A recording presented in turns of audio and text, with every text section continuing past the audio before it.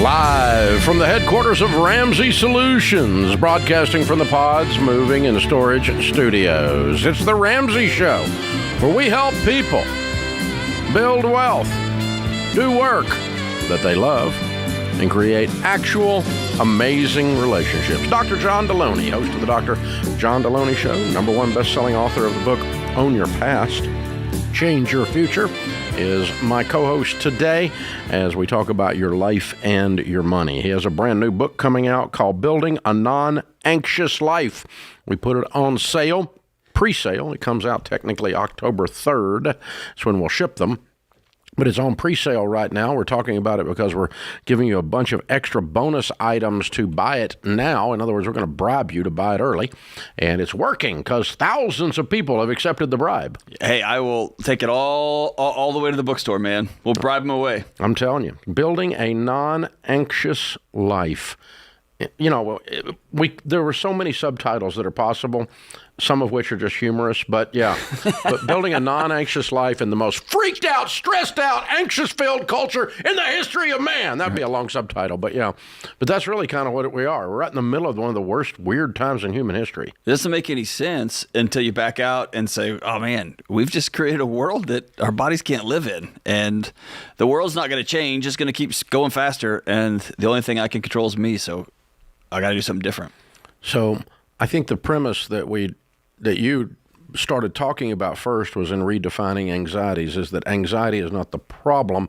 It's the alarm going off saying there's a problem. That's right. And, in that regard, I love you quoting one doc who says that, I'll let you do it, so anxiety is actually your friend in that regard. Yeah, Dr. Wendy Suzuki at NYU, she's brilliant. She says anxiety's a friend. Anxiety's good. It lets you know, hey, your house on fire.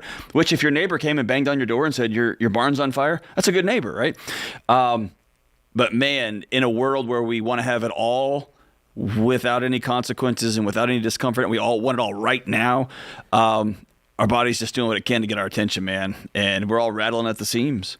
So there's 6 daily choices covered in the book that if you do these 6 daily choices that include things like human connection, building relationships, that puts a deposit in the bank, building your mental health emergency fund so that when stuff comes at you, you've got a full tank.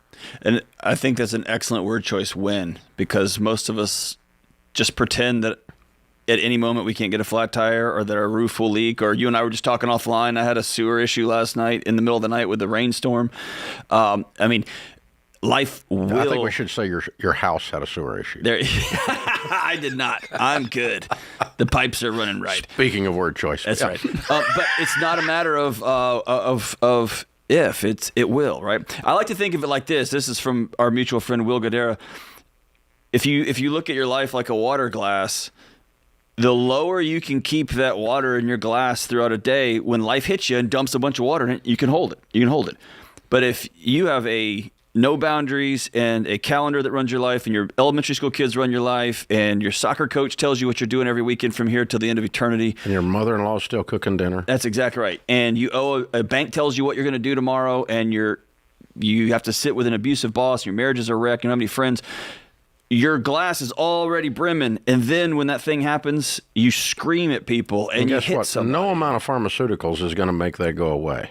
It turns the noise down. It turns that alarm down so that I can go meet with a counselor and a pastor or say the things I need to say to my wife. So there is a time for pharmaceuticals, but if pharmaceuticals are only masking the alarm, it's not actually you're not taking that opportunity then to fix it. Yeah. Then it's kind of like the student loans being on pause, and you don't go get them paid off while they're on pause. I think that's a great analogy there. Yeah. You had this moment for 3 years. You had a chance. You had a shot. The alarms were turned down. You had a chance to get after it. The alarms were turned down. Stood back and watched. There was no interest. So the problem that you and people in the field of mental health have with the pharmaceutical idea is not that all pharma is bad.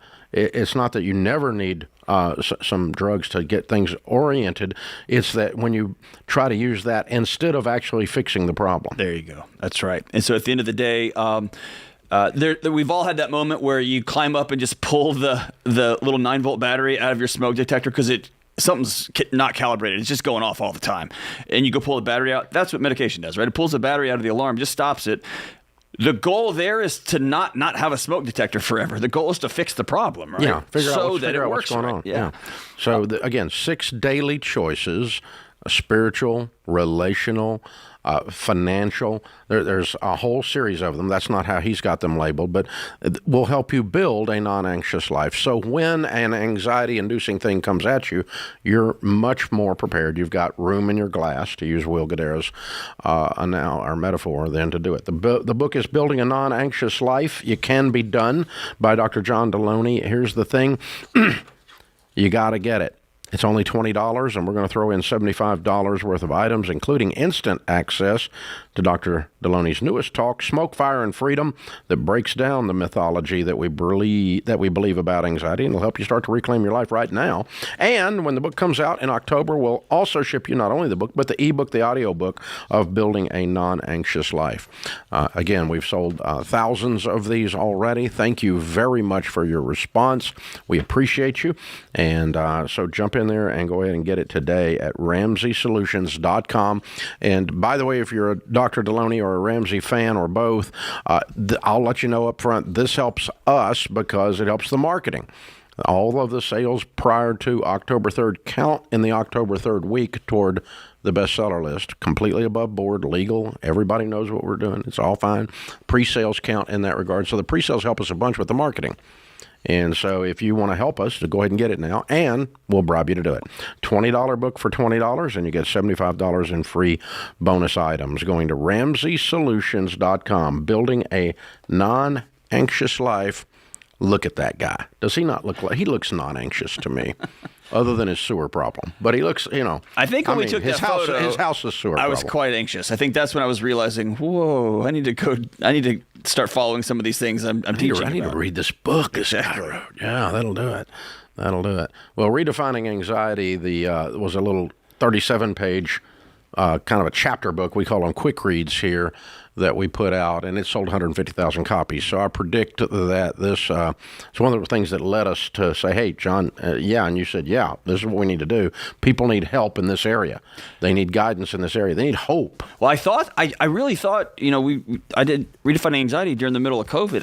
I thought that when the world opened back up, we'd all saw each other go bananas, and we would come together, and the opposite has proven true. It's just we just started throwing matches at all the gasoline puddles, and so it's a mess.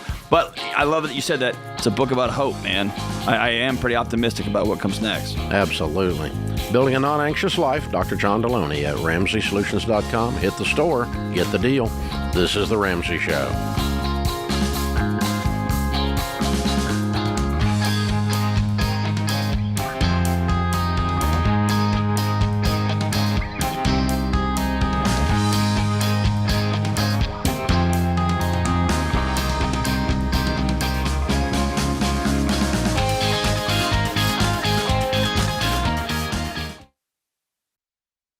Hey, if you're in over your head with student loans and tired of getting calls from collection agencies, if private student loan debt is taking away your financial peace and you don't see any way out, you need Y Refi. They're not a debt settlement company, and they're not connected to a bank. Y Refi refinances defaulted private student loans that other places won't touch and gives you a custom loan built for you based on your ability to pay. So when you refinance your private student loan debt with Y Refi, you'll have a payment you can afford with a low fixed interest rate you couldn't get anywhere else to help you stick to your budget and work the debt snowball. And you can save thousands of dollars. To learn more about this custom refinancing option and a lump sum payoff option you could qualify for after 24 months, call 844-2-RAMSEY or go to yrefi.com/Ramsey.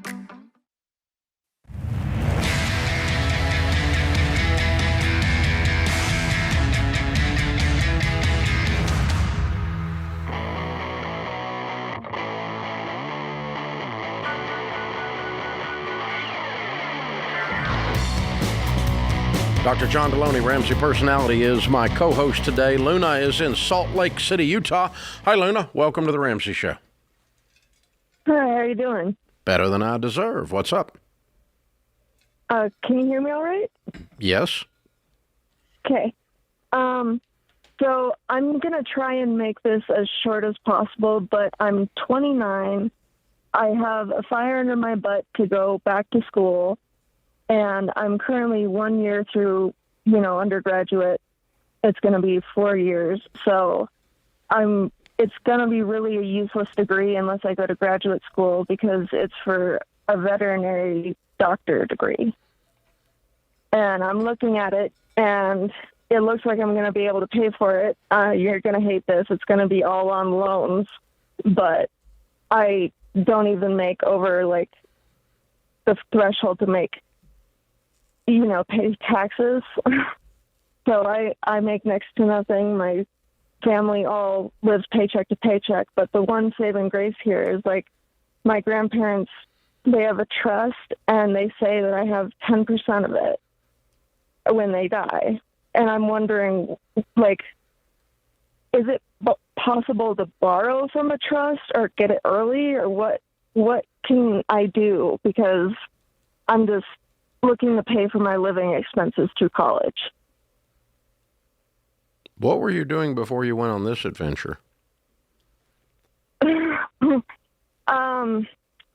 I really tried to have a family life, but they all kind of left. But who's they? Your husband? Your kids? Yes. I don't have any kids. I've got cats. But yeah, I was married for a short time, divorced, but my life kind of fell apart for a while, and I put it back together, and I finally have a passion and a purpose, and like I said, I've got a fire under my butt to go back to school and make something of myself. But I'm just, there's not a lot of money out there for students unless you borrow, and that's not a good option. But can I challenge something? Can I challenge something real quick? Yeah. You don't got to go make something of yourself. You already got worth right now. Yeah. Okay. And you got, I think that fire under your butt, honestly, is how burned you are because you looked at somebody and you said, I do. And he said, I do. And then he left. Well, I mean, that's not something that I'm really focusing on here in the future. That's kind of past is past. But now, I did. Past is past, except it's so caught up in your throat you can hardly speak. That's right. There's a great quote that says, you may be through with the past, but the past isn't through with you. And if you don't heal from that, where you can talk about it and think about it without your body getting overcome, then it's going to haunt you. And what it's going to do, it's going to shoot you like a rocket ship into some life-altering decisions, like getting $250,000 or $300,000 in the hole and not knowing what direction is up or down. And maybe not even finishing and getting the DVM. That's right. Not everybody that starts vet school finishes vet school. Not everybody that finishes vet school passes their boards and becomes a veterinarian. And so... it's harder than medical school is from what I hear. It is. One of my friends that's a vet says when you're in medical school, you only have to learn one set of anatomy. He said, I have to learn a whole bunch of them. So he makes fun of doctors. And it's very difficult. And intellectually difficult, and you love animals, obviously. It becomes an emotional process, too. So, Luna, the answer to your question is no, you cannot borrow on a trust unless the trust has written into it that option. I'm going to bet you that this one does not. And can they release, who is the trust? Your grandparents formed the trust for their money to leave to their grandkids? Yeah, their grandkids and their children, yeah. Okay. And how much is in the trust? I think it was down a little bit right now, but it was like $2.7 million. So your part's like $270,000, so it would fund you going to school. Okay, so if you talk to your grandfather, he could just choose to take you out of the trust and take $270,000 and pay for your school. And you no longer would be in the trust, okay? He could choose to do that legally. You want me to tell you what I think's going to happen? You're not going to like it.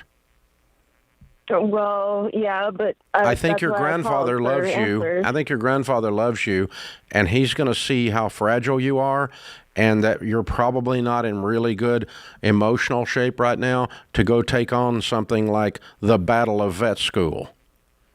It's going to take a lot more strength than you've exhibited in this call to do that. And I'm not picking on you, honey. I think you've been hurt. And you're still hurting. And I want you to have some healing and be going at vet school from strength rather than from weakness. And I got a feeling your grandpa might say that. Does that sound like something he might say? Maybe, but I also skipped over the part where I went to, like, therapy, and I was in the hospital for a while doing inpatient and outpatient. Yeah. And here's the thing. So, I'm so sorry. Here's the thing, sweetie. I'm pretty well balanced now. I've taught doctoral students. I've walked them through their dissertation. I've worked with law students. I've worked with medical students. Like, I need you to hear what Dave's saying. That probably the greatest gift you could give yourself is to get one, if not two jobs where you are working really close with animals because it's what you love. And do that hour in, hour out, day after day, week after week, month after month, and make sure you love this. And for 2 or 3 years, and let yourself have some distance, because the lady we're talking to is having trouble going through the conversation, much less through 3 years of vet school. And this is two guys who both love our dogs. We want love great you. vets. We want you to win. I want you to win. I'm not trying to be a dream killer. I'm trying to be a nightmare killer. Yeah. And I got a feeling if your grandpa loves you and if he's wise, he will deny your request. Yeah. Not because he's being mean, but because he's going to hear and see what we're hearing and seeing. That's my guess. Now, again, it's just a radio show. We've only talked to you for 2 minutes, honey, but you sound very hurt and very fresh and very raw in talking to you. And that's not saying you haven't done hard work already, but you've got some more healing to do is what it sounds like. And if we're wrong, we're wrong. You go do what you want to do, honey. You're a grown up. You're allowed to do what you want to do. You called us, and we're going to tell you the truth because we love you. Even if it's not what you want to hear. I'm going to give you this analogy. I've met with countless people over the years who are sick and tired of being overweight. And they say, today is the day that I start. None of those folks are going to be successful if the next day they start running a marathon. That's not how that works. They start walking around their neighborhood. They hire a personal trainer and slowly start lifting weights. It's a slow, gradual process. It's going to take time because you have to heal. You have to change your entire way of doing life. And to build your muscle tone. That's right. You got to build your body. And so I want you to hear me and Dave say later, not now. Yeah, you can't never, do this number. Not never, not now. Right now. Not right now. And you're going to know a whole lot more about you and a whole lot more about this career path if you'll go do what John said, and that's become a vet tech and just go in there and love animals every day and get paid and pay your bills and get paid and love animals and pay your bills and get paid and smile and get in the morning, read your Bible and sit on the back porch with a cup of coffee and watch the sun come up and know that everything's going to be okay. And you do that a little while longer and, the past will be a little bit more in your rearview mirror. And again, I'm not discounting or putting down all the work you've done so far, the hospital, the therapists, all that. I'm just telling you, reflecting back to you what we heard in 3 minutes on the radio, honey. And also, I got a buddy who's about as gentle as I know how to be. Yeah, who runs a vet clinic, and he's always talking about they're trying to hire good vets. And so I can even see a scenario where you are a vet tech for a couple of years, and some vet looks at you and says, "I'll help you go through school. I'll pay for it if you sign a 5-year deal with me or something." And so, man, you may figure something out there. Ding, ding. And the situation might change with the trust over time. If your grandparents passed, the 10% could be coming to you while you're doing all of this. And instead of you going up to your eyeballs in debt in this situation and then maybe not able to play through. This is The Ramsey Show.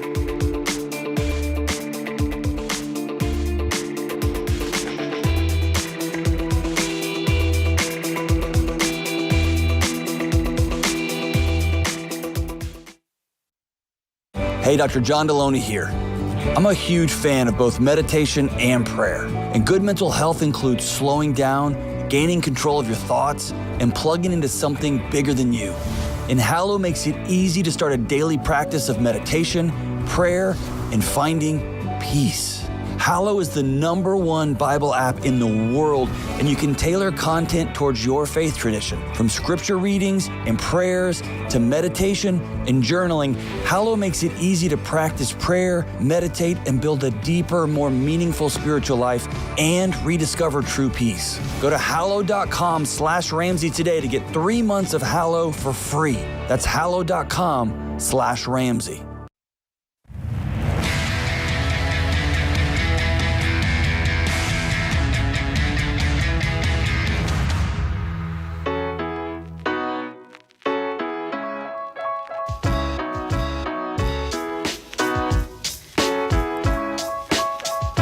Dr. John Deloney, Ramsey Personality, is my co-host today. Patrick is on the line in Charlotte, North Carolina. Hi, Patrick. How are you? Hey, Dave. Going well. How are you? Better than we deserve. What's up? Yeah, so just a quick question. I found you guys pretty recently, actually, and let me tell you, I mean, I've been going through the rabbit hole, just watching videos and really just trying to take charge of my debt. Well, thank you. I'm glad we could help. Yeah, I mean, absolutely. And so my question, my wife and I, we already discussed our plan. We did, all of our expenses in, out, our remainder, everything like that. I'm at the point in my career where I'm looking to kind of jump ship, and we're going to get through baby step super quick and just move, on to baby step 2 afterwards. Should I be concerned at all with transitioning into another job during that phase where we're supposed to be paying off a lot of debt, or is that something that, just kind of comes with the process? Well, if you make more money and there's not a gap, there's nothing but upside to changing jobs, right? Yeah, and that is true. Now, I work in IT, specifically doing, like QA work. Mm-hmm. A lot of those jobs are typically contract, so they might not go past, 3 or 6 months. But are you doing contract now? I am, but this has been going on for over 3.5 years. So they've extended it. Why would you change? I really don't see them dropping. Why would you change from contract to contract? Just for pay increase. Okay. Can you get a pay increase becoming a full-time team member instead of contract? It depends. I mean, it really goes, I think, based off of the company and their needs at the time. Sure. What do you make now? Yeah. Right now I'm making $72,500. Okay.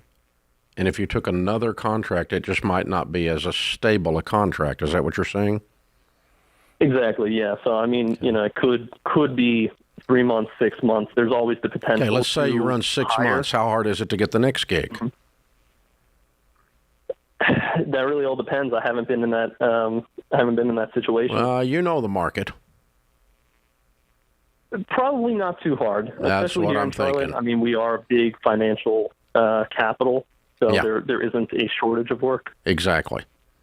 And also a possibility is this, but would I just jump ship? No. I mean, if you took a contract that you're 90% sure is not going to renew, but it pays a little more, and it's a 3-month contract, no, I wouldn't take that. If I take something that pays double and I can lock it in for 6 months, we think it's probably going to renew, I'm taking that one. Right. That's how I'm looking at it. Is this making sense? Just kind of use some common sense analysis. Oh, and by the way, the third option is get a job that pays double, and then we don't have to worry about either. We got double and we got stability, hypothetically. Right. Yeah, I mean, the way my company does it right now at the moment. So not your company. You're a contractor. They pay me, and they say again. Not your company. You're a contractor. That kind of is their company model. So it's an Indian-based tech company, and we work as clients to other people, and they're the ones that kind of manage the contract. Yeah, their model is they don't have to depend on you. You can't depend on them. That's their model. Pretty much. Okay. That's exactly what that is. And hey, it's really common, dude, to for people who are new to the gang and go down the rabbit holes. that you start to see things that you've done wrong with money, or that you realize that you are contributing to the chaos in your home. And one of the unforeseen results of that is you lose trust in yourself, and you start to wonder, well, should I do this? And should I do this? So go back and just ask yourself the question, should I just quit my job? Would that make me worried? Well, if you don't have any money, yes, that'd make me worried. If, like Dave said, if the contract is up in 3 weeks, yeah, that made me worried. If it's changing for a great job or a 6-month job, which that's pretty far out there for a tech, cool, man. So just trust yourself. Even though you've made some mistakes with money, trust yourself. Yeah, the beauty of where you are is you have realized something, even though you don't realize you realized it, is that your only security is your ability to land on your feet if something happens. Meaning you're in a wonderful field that is very hot, and you should be able to land something. And that's great security. So your security is not artificially my company is a big, wonderful company. That doesn't mean squat if they fire your butt tomorrow. So your security is really based in you. Right. And you've already figured that out, sort of. And that's where your security is. So it's not in the length of the contract, but you use that to say, hey, it's a wonderful market. I'm in a wonderful field. I could make some more money. I'm going to do that in a wise way. And that's where you need to go with this. Stephen is with us in Knoxville. Hi, Stephen. Welcome to the Ramsey Show. Hi, Dave. Hey. I've got a question regarding CDs and money markets and paying down mortgage. Me and my wife, we're debt-free except our mortgage, and we like to pay down a little bit every year. But with the CD and money market rates at like 5.25, our mortgage rate is at 2.75. And I want to see if it's okay to have money in CDs and money markets versus paying down at this time. Well, it's not illegal. It's certainly okay. How much is your mortgage?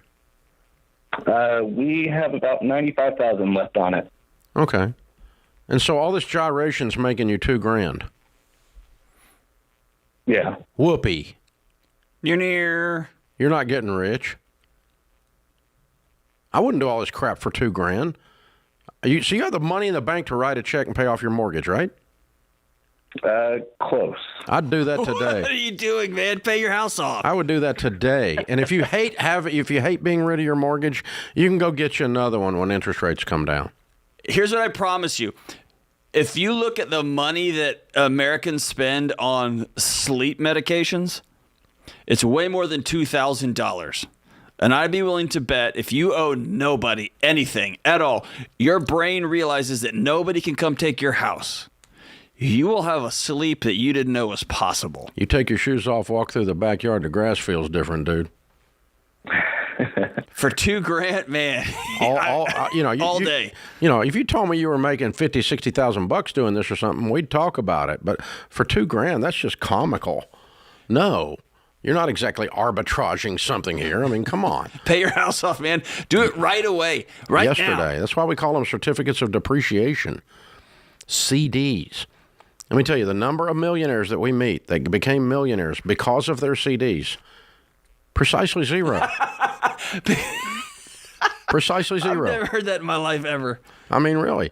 Now, my grandpa, because he was a child, he lost everything in the Great Depression and had to start over. Got a job at Alcoa Aluminum, worked there 38 years, and he would straighten a nail out when you pull it out of a board and keep it in a coffee can. He was cheap as cheap as cheap. Good Scots-Irish man, cheaper than cheap. And you know what? He wasn't putting any money in any stock market, I can tell you that. He wasn't putting any money in any mutual fund. It was in a coffee can or it was in a CD.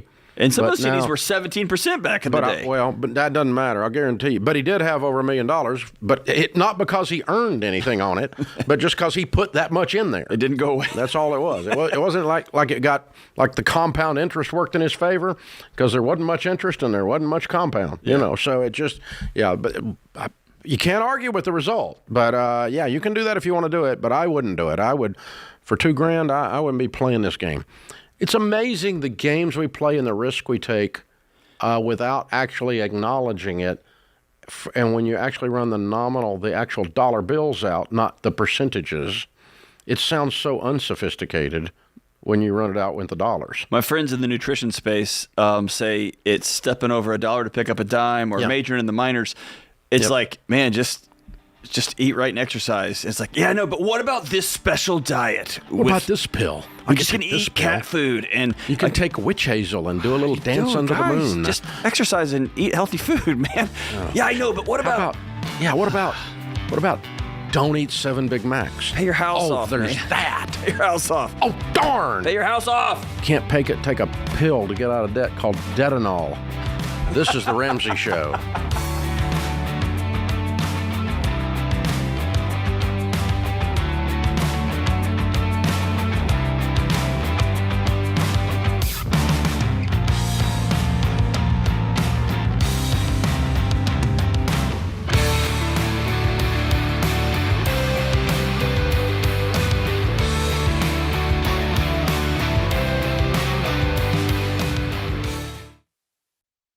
It's a competitive home buying market, but there's a way you can get an edge. Churchill Mortgage works with you to understand your budget and your goals. And the Churchill Mortgage Home Buyer Edge offers you fast pre-approval and a secured interest rate. Plus, Churchill has bumped up their seller guarantee to $10,000, giving your offer the best chance of being accepted and helping you win in today's market. Go to ChurchillMortgage.com today to learn more.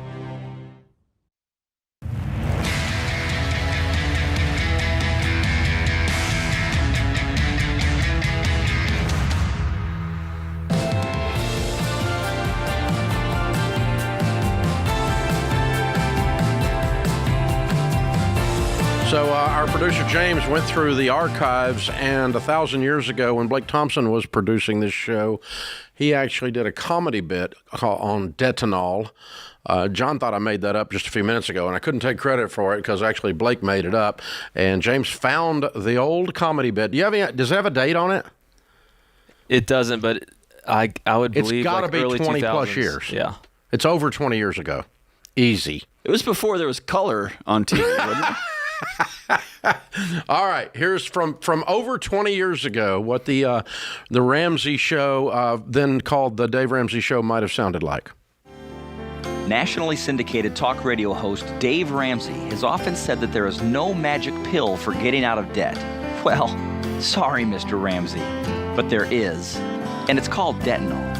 Detanol is a 100% all-natural drug that is guaranteed to control your spending and control your desire to overspend. 1 pill a day, and you will no longer feel the need to spend money you don't have. We have created this drug because we care about you. Detanol, the pill that cares.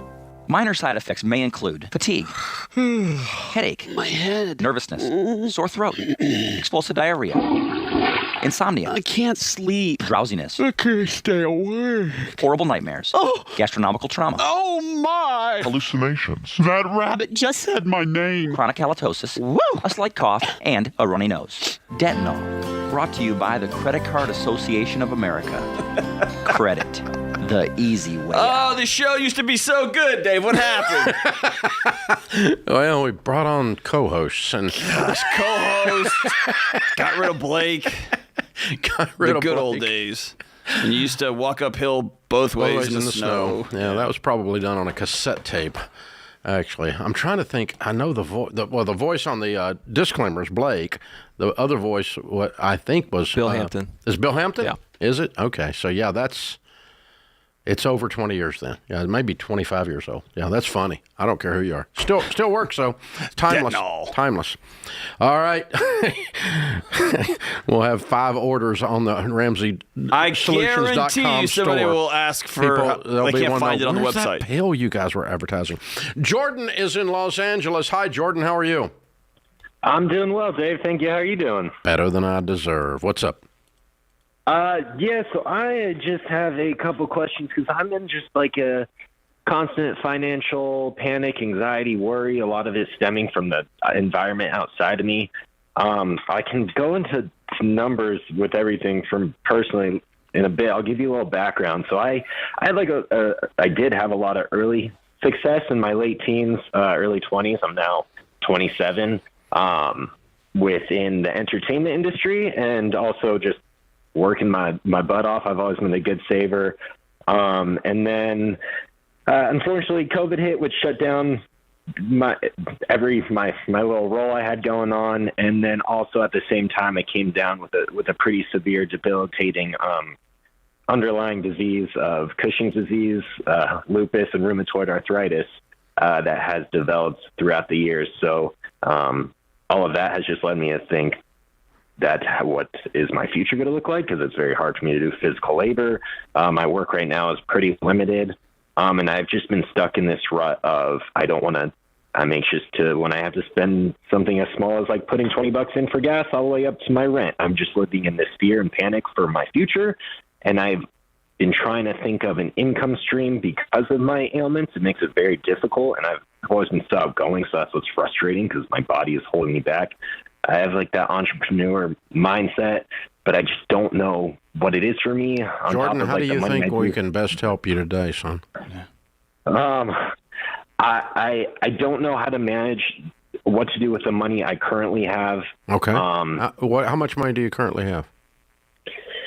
So I'm incorporated. I incorporated when I was younger after I got a pretty nice job. I have in my business checking right now, I have about $24,500.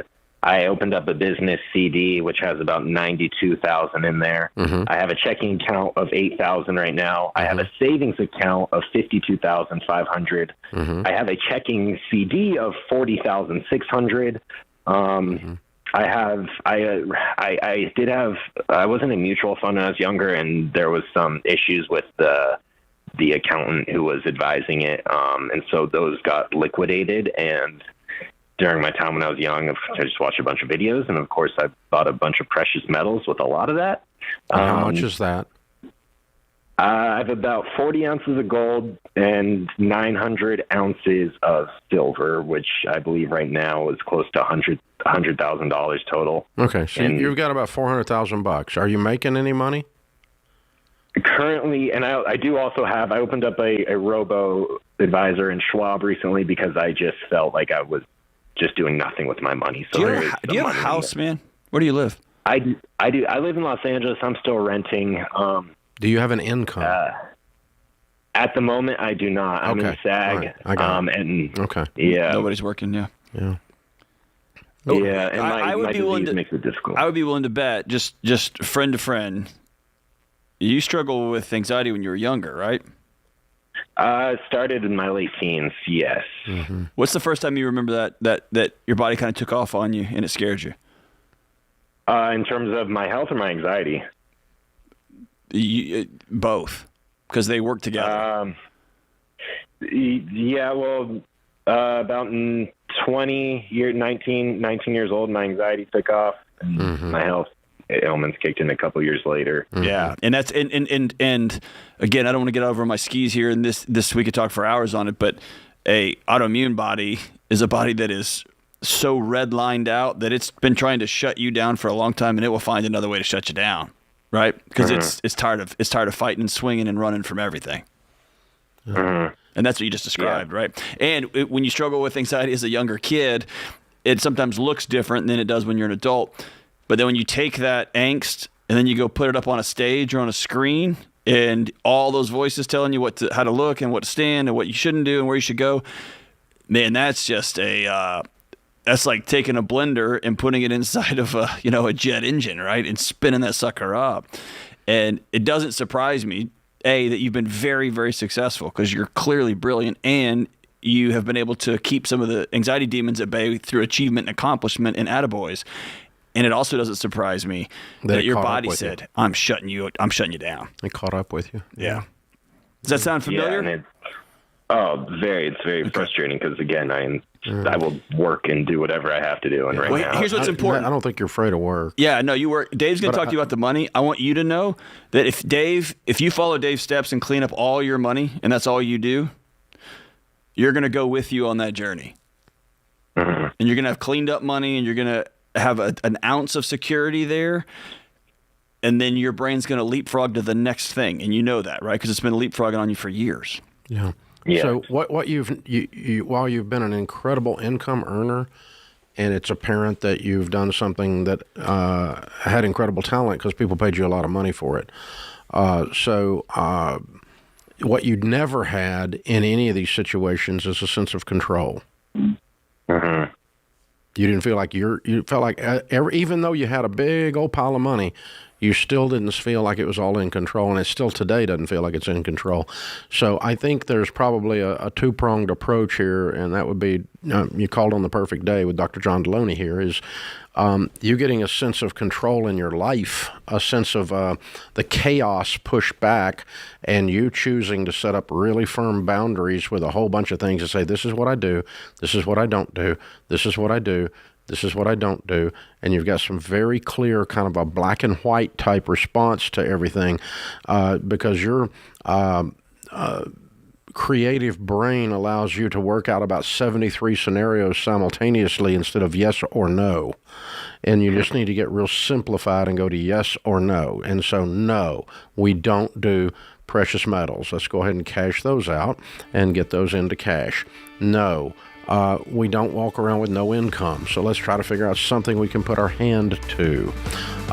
Yes, we're going to send you a book called Own Your Past, Change Your Future from Dr. John Deloney. Read through that because there's a whole lot of what's going on in that book is going on with you. We'll send him Building an Unanxious Life, too. I think that would be a good book for him. Can we get it out of here? Yeah. Okay, good. Let's send them both of those and throw in a Total Money Makeover book. We'll help you with the money part, too. But it's controlling the controllables that's going to get this moving. This is The Ramsey Show. Hey, it's Dr. John Deloney. If you love the show and want a deeper dive on your money journey, we have a weekly newsletter that gives you trending and helpful articles and tips on following the Ramsey way. Just go to RamseySolutions.com today to sign up for our newsletter. Again, that's RamseySolutions.com to sign up for our weekly newsletter.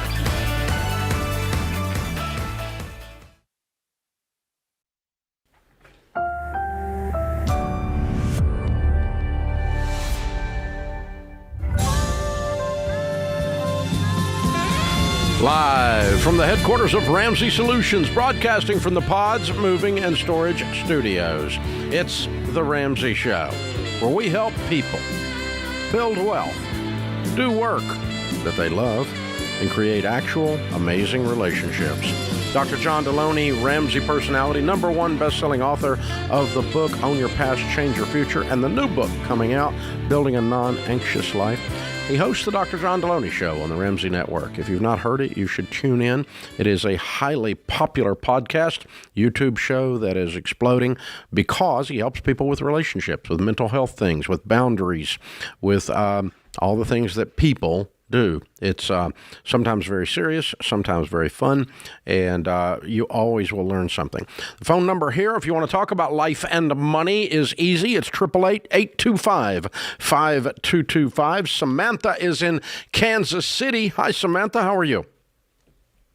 I'm doing well. How are you? Better than I deserve. What's up? I just lost my husband about 146 days ago. Wow. He took his wife and our home. Oh, no. And yes. How old was he? 52. What was his name, Samantha?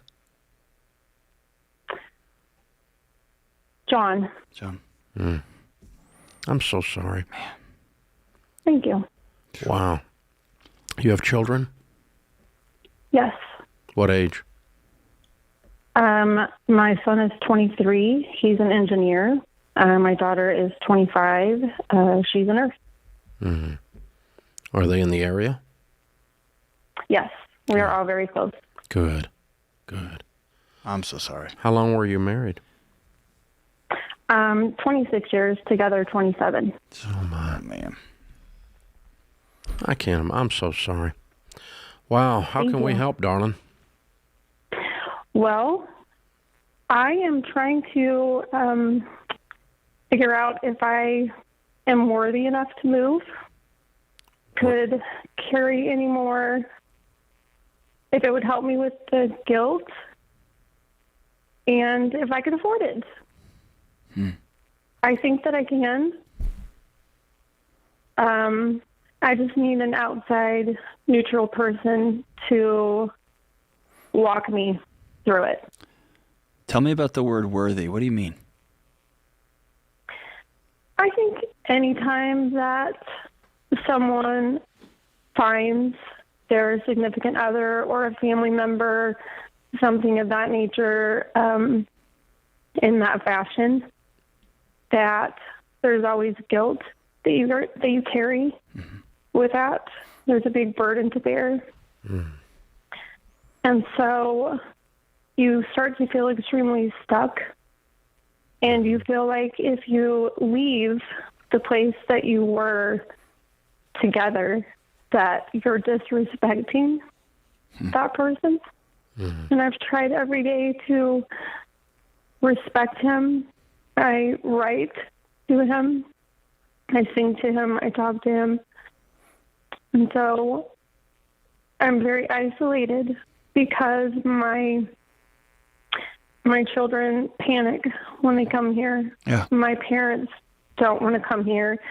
And I have this really interesting relationship with my home, but I also know that I need to leave it to move forward with my life. It's just going to be I completely difficult. agree. Yeah. Can I be super difficult. Can I be super direct with you? Is that okay?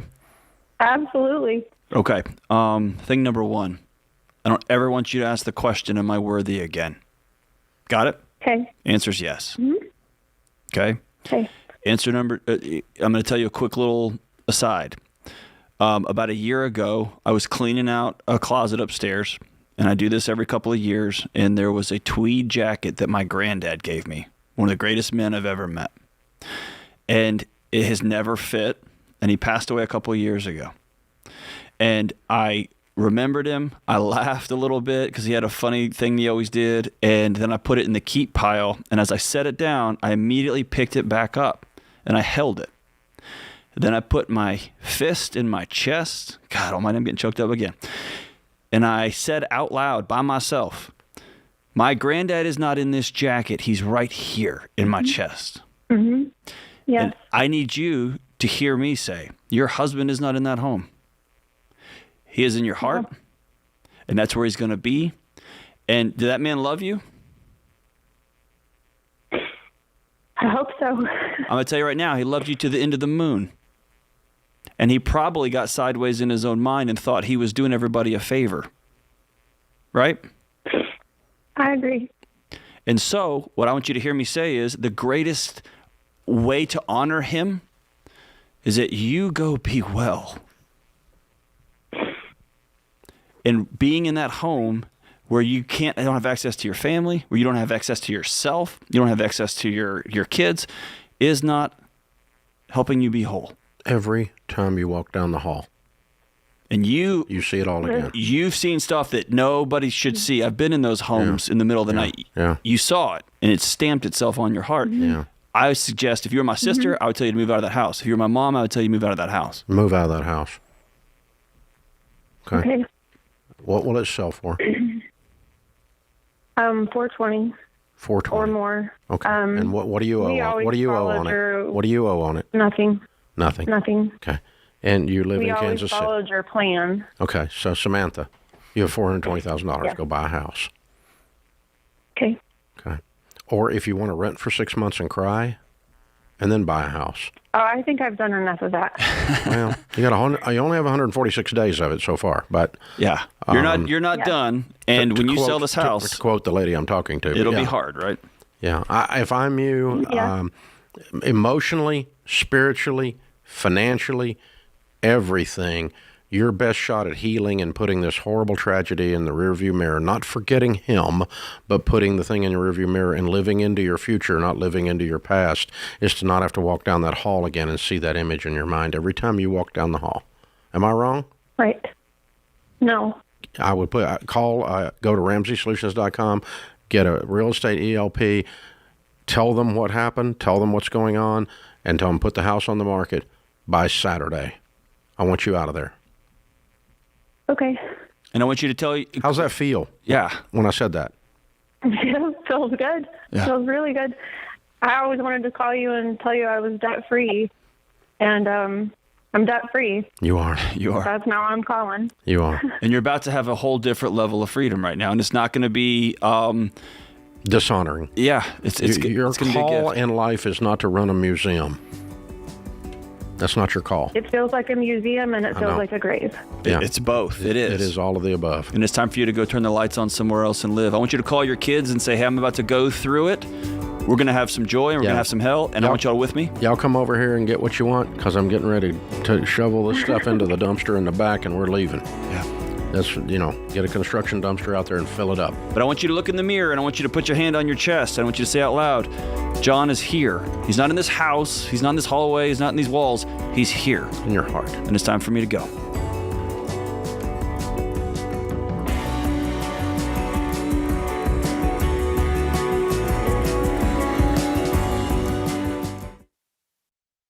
Hey guys, being free to make your own medical decisions is a big deal these days. Christian Healthcare Ministries gives members the freedom to choose the doctors and providers they want without the frustration of worrying about networks and with no waiting period to join. It's a membership-based nonprofit ministry where hundreds of thousands of Christians share funds to pay for and pray for each other's medical bills. For over 40 years, CHM has helped families living across all 50 states. So see if CHM could be right for your family. Check out more today at chministries.org/budget.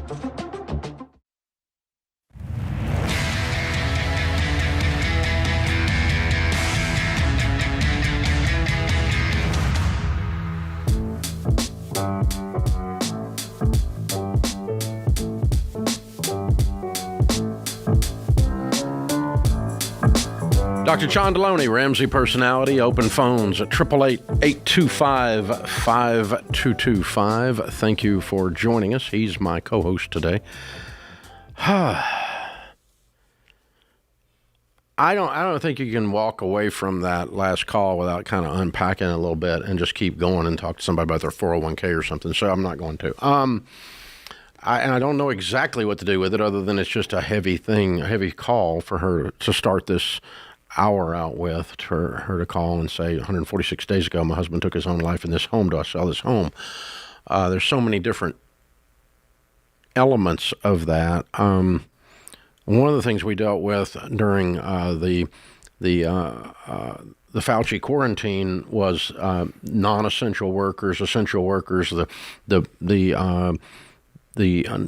suicide rate during the COVID craziness. That's being kind. The suicide rate was out of control. Just the lack of, I don't have any worth. I don't have any purpose or value. You tell people they're not essential. You send them home. You trap them without contact to other humans, and then you watch the suicide rate go up. Yeah.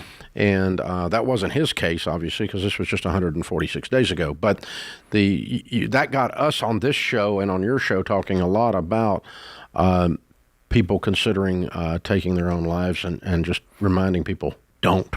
Yeah, that was an important... Talk to somebody, for God's sakes. That was an important thing that I ran across years ago in grad school, was this idea that how many people end up taking their life because they think they're helping other people out.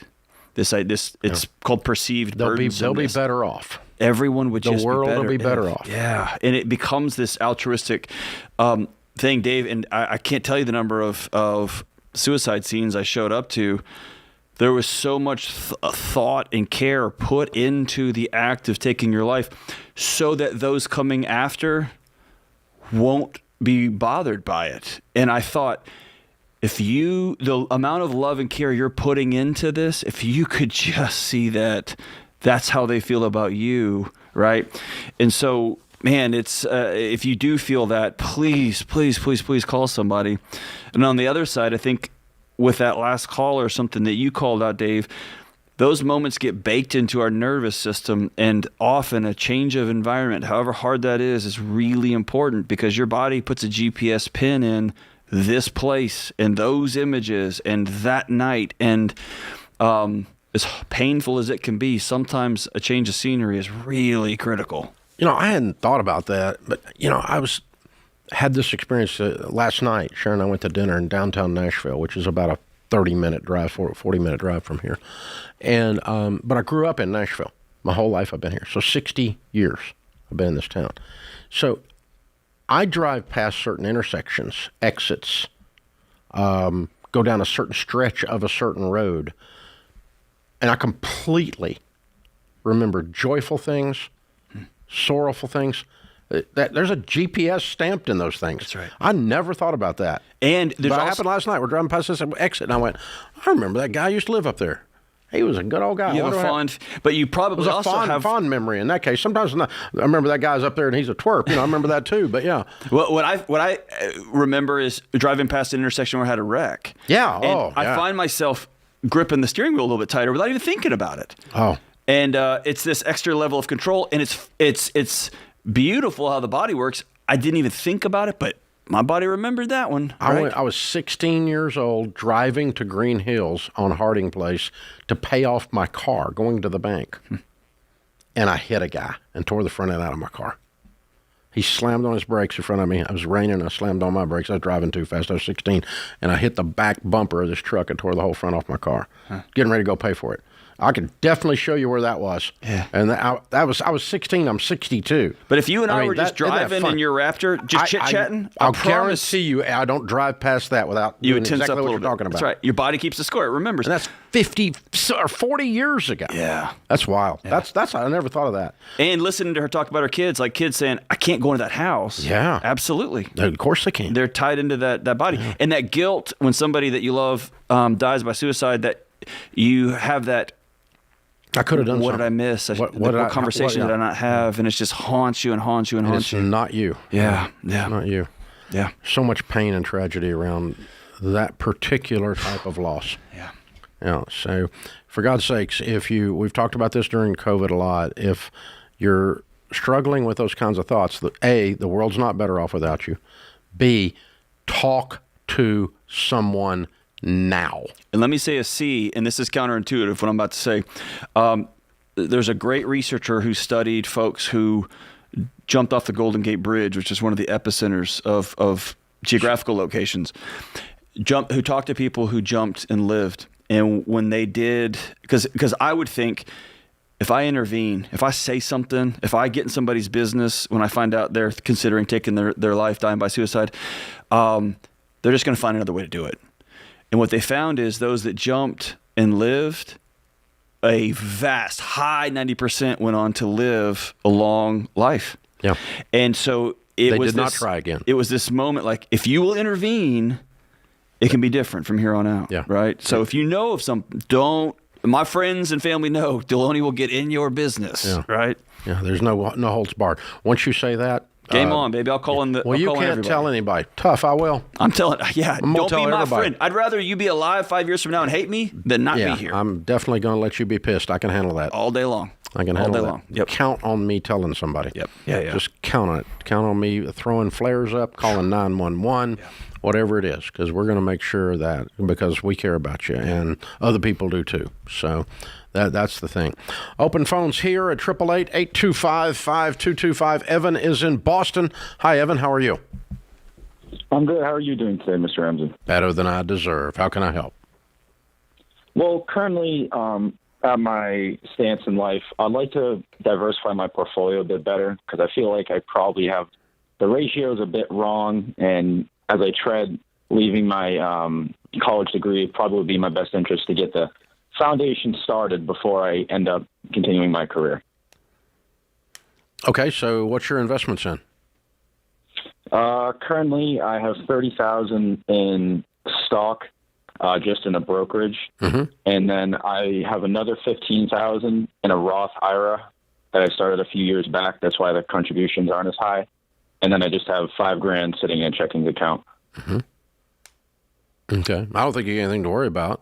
Much except your stock, and obviously single stocks are less diversified than a good growth stock mutual fund. That's why I don't buy them.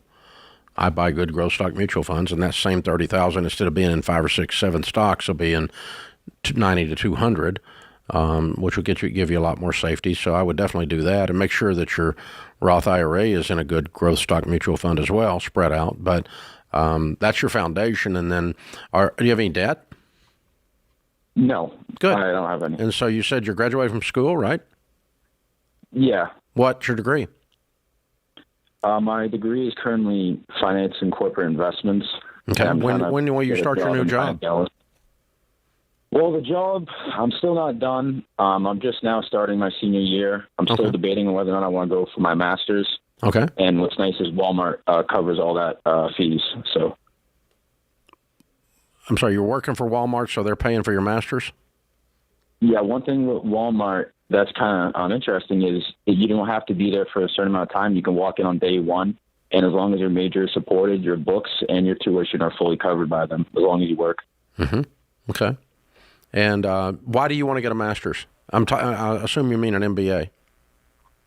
Yeah. The only reason would be to just extend my knowledge even further.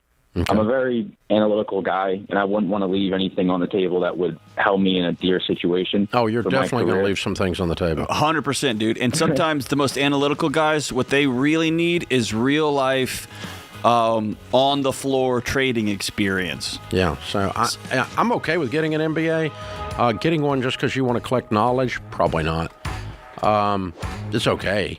But getting one because you've been in some street fights and some business deals, and then you want to learn some more. That makes more sense. Yeah, if Walmart's paying for it, and you want to go do it. That's fine. But you don't have to have that to be complete. I'll tell you that. Working at Walmart will give you some lessons, though. There it is. Yeah, that's wrong. This is the Ramsey Show.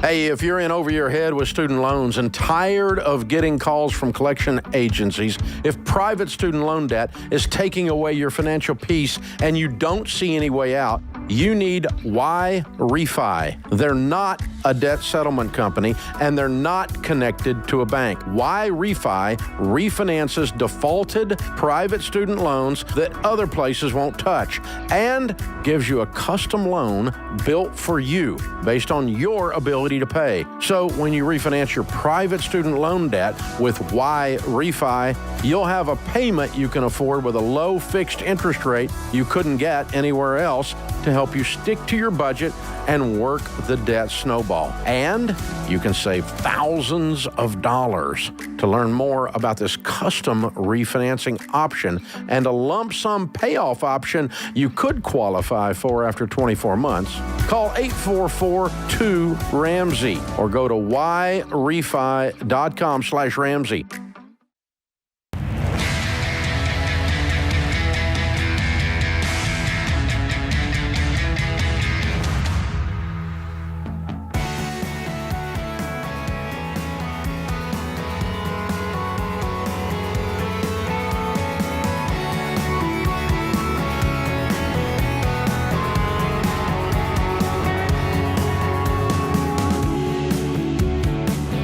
Thanks for joining us, America. We're glad you're here. If you like the show, you can help us by subscribing. Click follow, click like, click subscribe, whatever the particular platform or format you're listening or watching the show on.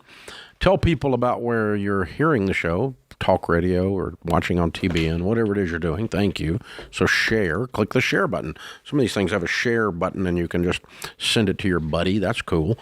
All that stuff helps us immensely because you're basically our marketing budget. That's how much we think of you. So there you go. Oh, and by the way, leave a 5-star review. We'd love that too. Thank you.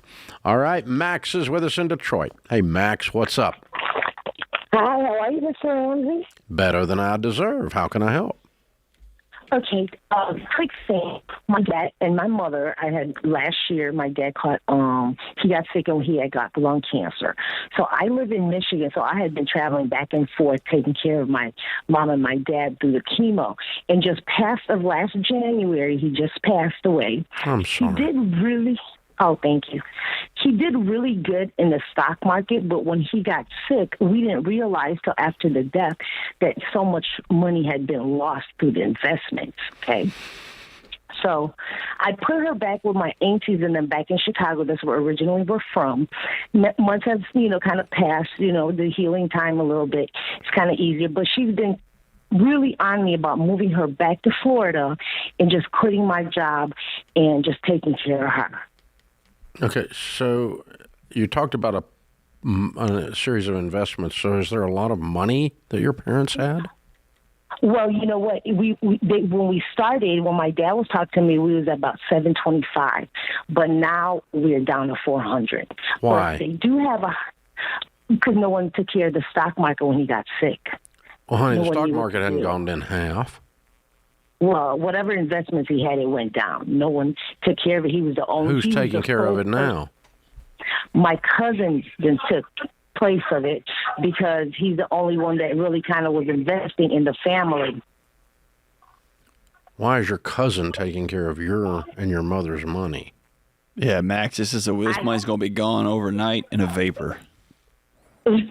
I don't know because he was the one who my mom was like, well, Nick knows how to do the stuff in investing and kind of. How old is your mother? 86. Yeah. Okay. We still have the house in Florida. It's fully paid for. But the thing was, You live in Detroit. What do you do for a living? Yes. I live at the I work at the casino. Okay. Do you want to live in Florida? No, I want to actually go to Texas where my children I have all grown children and grandbabies. And my ultimate goal was getting back to Texas. And then this had happened to my dad. And now my mom is by herself. I'm an only child. Yeah. So here's what your mom needs to do. She needs to call Nick and get her money. And she needs to sit down with you and a good investment broker and put her money to work. The money that the $400,000 will earn for an 86-year-old can hire her someone to help her to help take care of her. Right. That's what she wanted to do. She's like, Good. I have That's some money. what she needs to do, and that's not you. That's what I feel sometimes. But then the whole family's like the only person. I that don't would care what the whole family They don't get a thinks. vote. Max doesn't want to go. They don't get a vote, Max. Now, if your mom wants to move with you to Texas, then you can lay that out and say, I'm happy to have you come move in with me in Texas, and we'll hire some skilled nursing or whatever we need at the house. I don't know what taking care of her means. But Max, all these people telling you what to do, living their life, getting to use you like a Nintendo joystick, they don't get to do that. It's not their life. They don't get a vote. I feel bad. Why? What'd you do? Because What'd you do I'm wrong? an only child. What'd you do wrong? Not, But if you invite your mom to Michigan, you've been taking care of your mom. You've been taking care of your dad. You're a parent's dream. They didn't want to do. Right. They didn't want to go to Michigan when I said, let's go to Michigan. But that's where their daughter lives. That's their and works. choice. If they want me to take care of them, they have to come where I am. Yeah, she's a grown-up. She gets to make adult decisions. She does not get to dictate to you anymore with her mother voice. You are like a grown person, and she's an 86-year-old old woman. Right. And she is, trust me, Dave and I talked to enough people, she is beyond the moon that she has raised a daughter with integrity who cares about her family and loves her mom enough to have walked alongside her as she lost her husband and you lost your dad. That's amazing. Yeah. But so I want to give you a line, okay? Your mother tells you what to do by throwing out guilt trips. She's a travel agent for guilt trips, isn't she? Yes, it works. All right, I want you to do this. Why? I'm taking the plane with it. When she drops it on me, I take the plane with it, and I'm like, oh. Why don't you say it's not going to work anymore? I have to get over that part. All right, Max, I'm going to give you a line, and I want you to tattoo it on your heart, okay? Okay. This is not my line. I don't remember who came up with it, but here's what it is. I want you to choose guilt over resentment every time.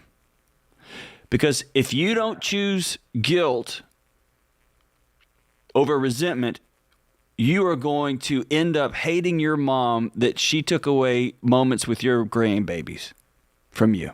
And that's not fair to her. That's not fair to you.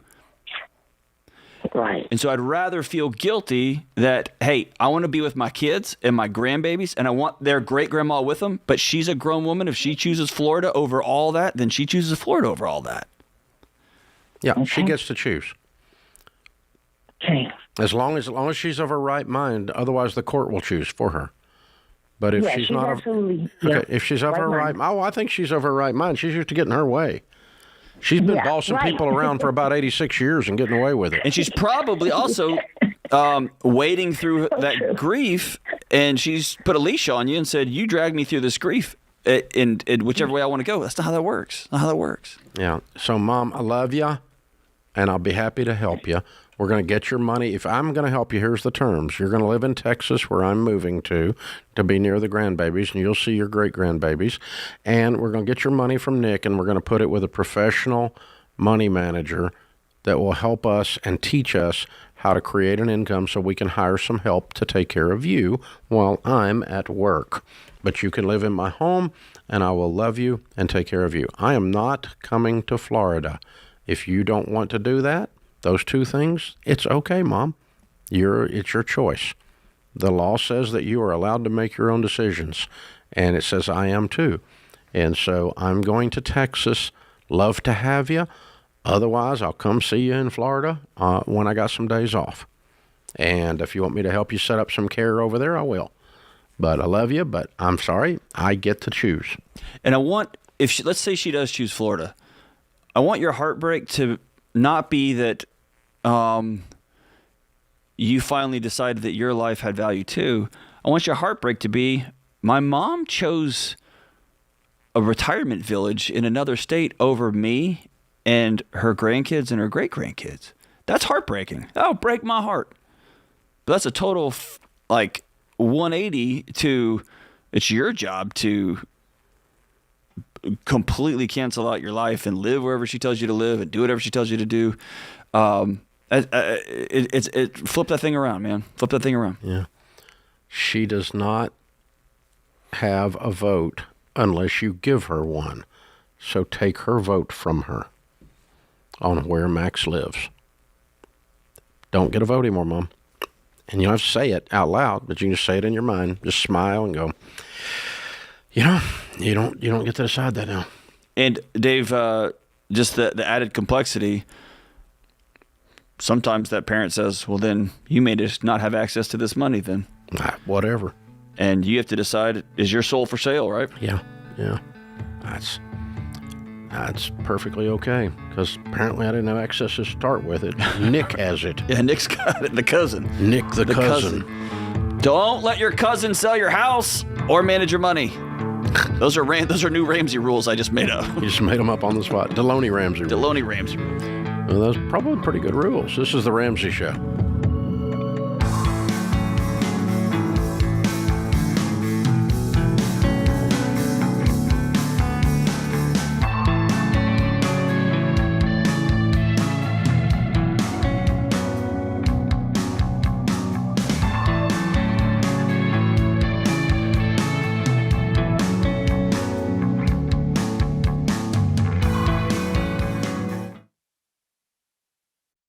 Well, you've all played the telephone game. The first person whispers a message to the second person, who whispers it to the third, and so on around the table until the original message has completely changed.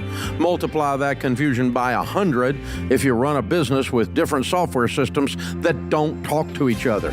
That's why there's NetSuite by Oracle. In the early days of Ramsey, we were using different systems for all of our business units. We needed one single source for accurate data. NetSuite was the software we used to optimize and take us to the next level.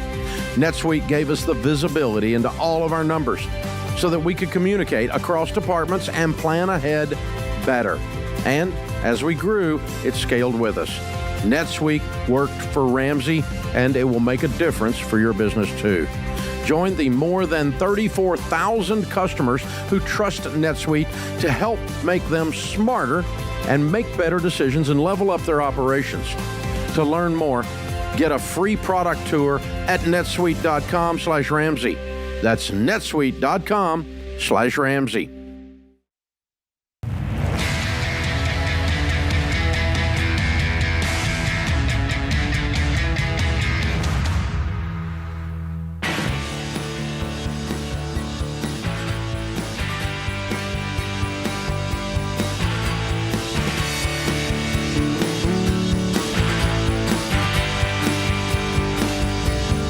Dr. John Deloney, Ramsey Personality, is my co-host today. Open phones at 888-825-5225. Larry is with us in Missouri. Hi, Larry. Welcome to the Ramsey Show. Dave Ramsey, how are you, sir? Better than I deserve, sir. How are you? I'd like to meet you in Chicago in September in person. Oh, come on. We're going to be there doing a SMART conference. We'd love to have you. Well, I'd like to come, and I hope you're going to talk on a topic that's very close to my life right now. Number one, I'm old enough to be your grandfather. Oh, wow. I was born in the beginning of the 40s. Okay. Old And enough when to be my father, but anyway, yeah, okay. Yeah, Larry, Dave is real old, man. Well, I know his age. I've heard him say it on the radio. I'm 20 years older than Dave. Okay. And anyway, I can give you a real quick. I'd like to put you in my shoes if I could, Dave. I'll try. About 11 years old, back in 1950, I watched a movie on black and white TV, and it was called The Millionaire. And that dream has stayed with me all my lifetime. I wanted to be a millionaire. Now that I am, and my monthly income would scare the devil out of you, on my retirement, and I'm trying to set up my estate because I have no living relatives anymore. My wife died of cancer 10 years ago, and I've never remarried. We never had kids. She was a teacher. I was a teacher for only 10 years of my life on the high school level. I carry a master's degree, a bachelor's. Now I've got more money than I know what to do with. Any suggestions? Okay. And so there's no nieces, nephews? None. Siblings. None that I could claim. Wow. Okay. And we're talking 7-8 figures. We're not talking $25,000. Yeah. So if this has got to be a new one for you. Well, it's not one I get every week, that's for sure. But I don't know. But anyway, it's new to. I've never talked to Larry about it, so that's new. We at Ramsey in our Ramsey Family Foundation, while I'm alive, give to things that we have personal connection to. There are a bazillion things out there that do ministries and charities that do really good work and do it efficiently. There's a lot of them, but there's more of them than there is money. And so instead, we pick out something that we personally, one of us in the Ramsey family has a connection to, the people that are doing the ministry and what it does. And so, if there's something about the way you grew up or something about you admire this or that, you're huge on your wife is a teacher, you're huge on education, you want to set up some scholarships, you spent some time in foster care, so you want to take care of foster kids. I don't know what Larry's whole story is, but there's something that tweaks your heart, and that's where I would suggest you start investigating those particular ministries or charities. And, we want to leave them a good amount, but we don't want to leave them so much we ruin them. But on the other hand, and we want to make sure they're well operated and that they actually, if their thing is feeding hungry children, that they're actually feeding hungry children. If you wanted to find some ministry or teaching that was helping people, like that TV show helped you, you brought that up, that kind of a thing, you could help them. I don't know, but I try to find something that it is not necessarily more valid or more efficient. The need isn't necessarily more holy or less holy than one, but the difference maker is that it does have some kind of connection to my life or one of my kids' lives or something like that. Like my son-in-law played football, D1 quarterback, and very involved in sports, was a coach for a long time. And so anything around helping athletes and helping coaches is always going to get his attention. It's always something he's got a connection to, as an example. So that's what I want you to look for, is some things like that, and spend some of your time investigating them, and you can start giving to them now. Yeah, there's something powerful about giving, especially on the front end, where you get to see it. You get to see the results, you get to see the smiles, you get to see, we started making videos in the higher education world. I wanted a donor to see the 18-year-old that they were helping. And those students started making videos to say, hey, you helped me get through. And that was a powerful connection, right? So I think that'd be great. Another thing I like to do is, like, when I get to complaining about something, like, man, the world just needs to, I like to find somebody I can lean into a little bit that is already working on that problem, right? It's just a dime in the bucket, but man, it feels good to say, okay, I'm contributing to doing more than just complaining. You know, I think the other guy that I think of was his first name was Larry too. Larry Stewart was he was Secret Santa from Kansas City.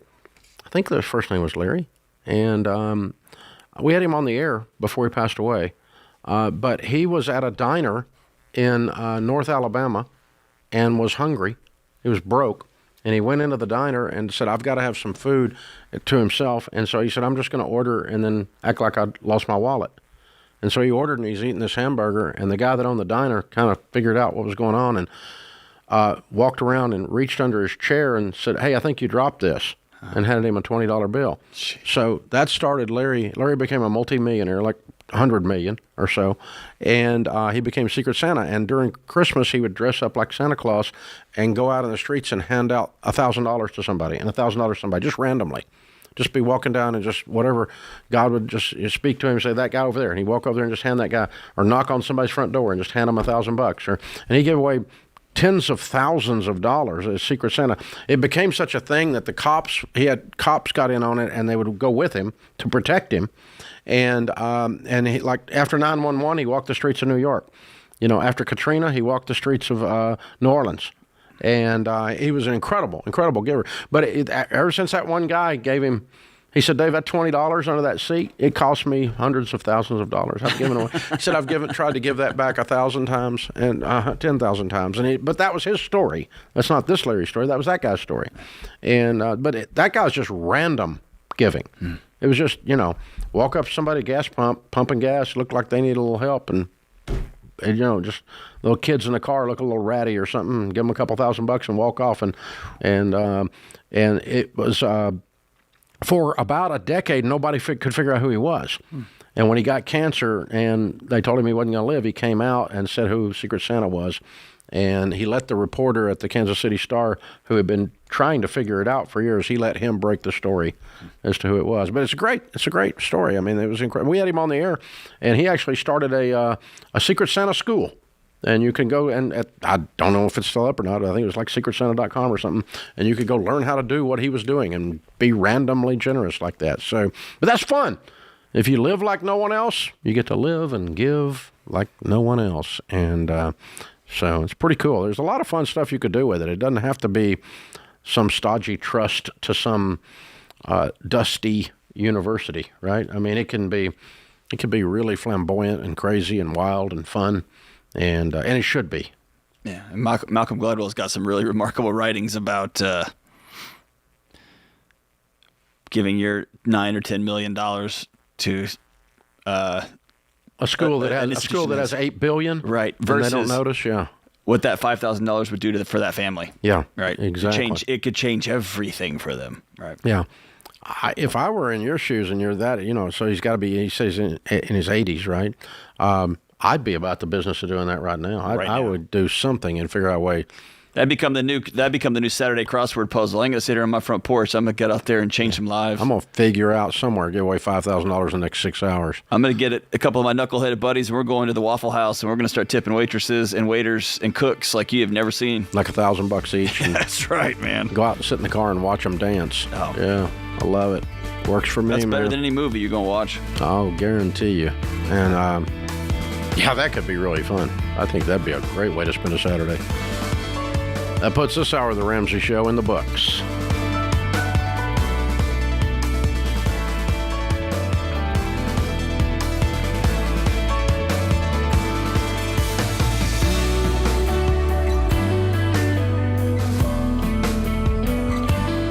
Dave here. You can find all of our shows with the Ramsey Network app on your smartphone. It's the only place to listen to the entire back catalog of episodes.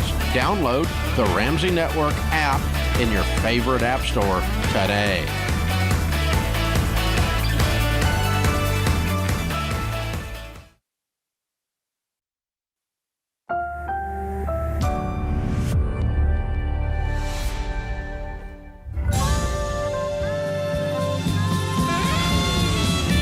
Live from the headquarters of Ramsey Solutions, broadcasting from the Pods Moving and Storage Studios. It's the Ramsey Show, where we help people build wealth, do work that they actually love, and create real amazing relationships.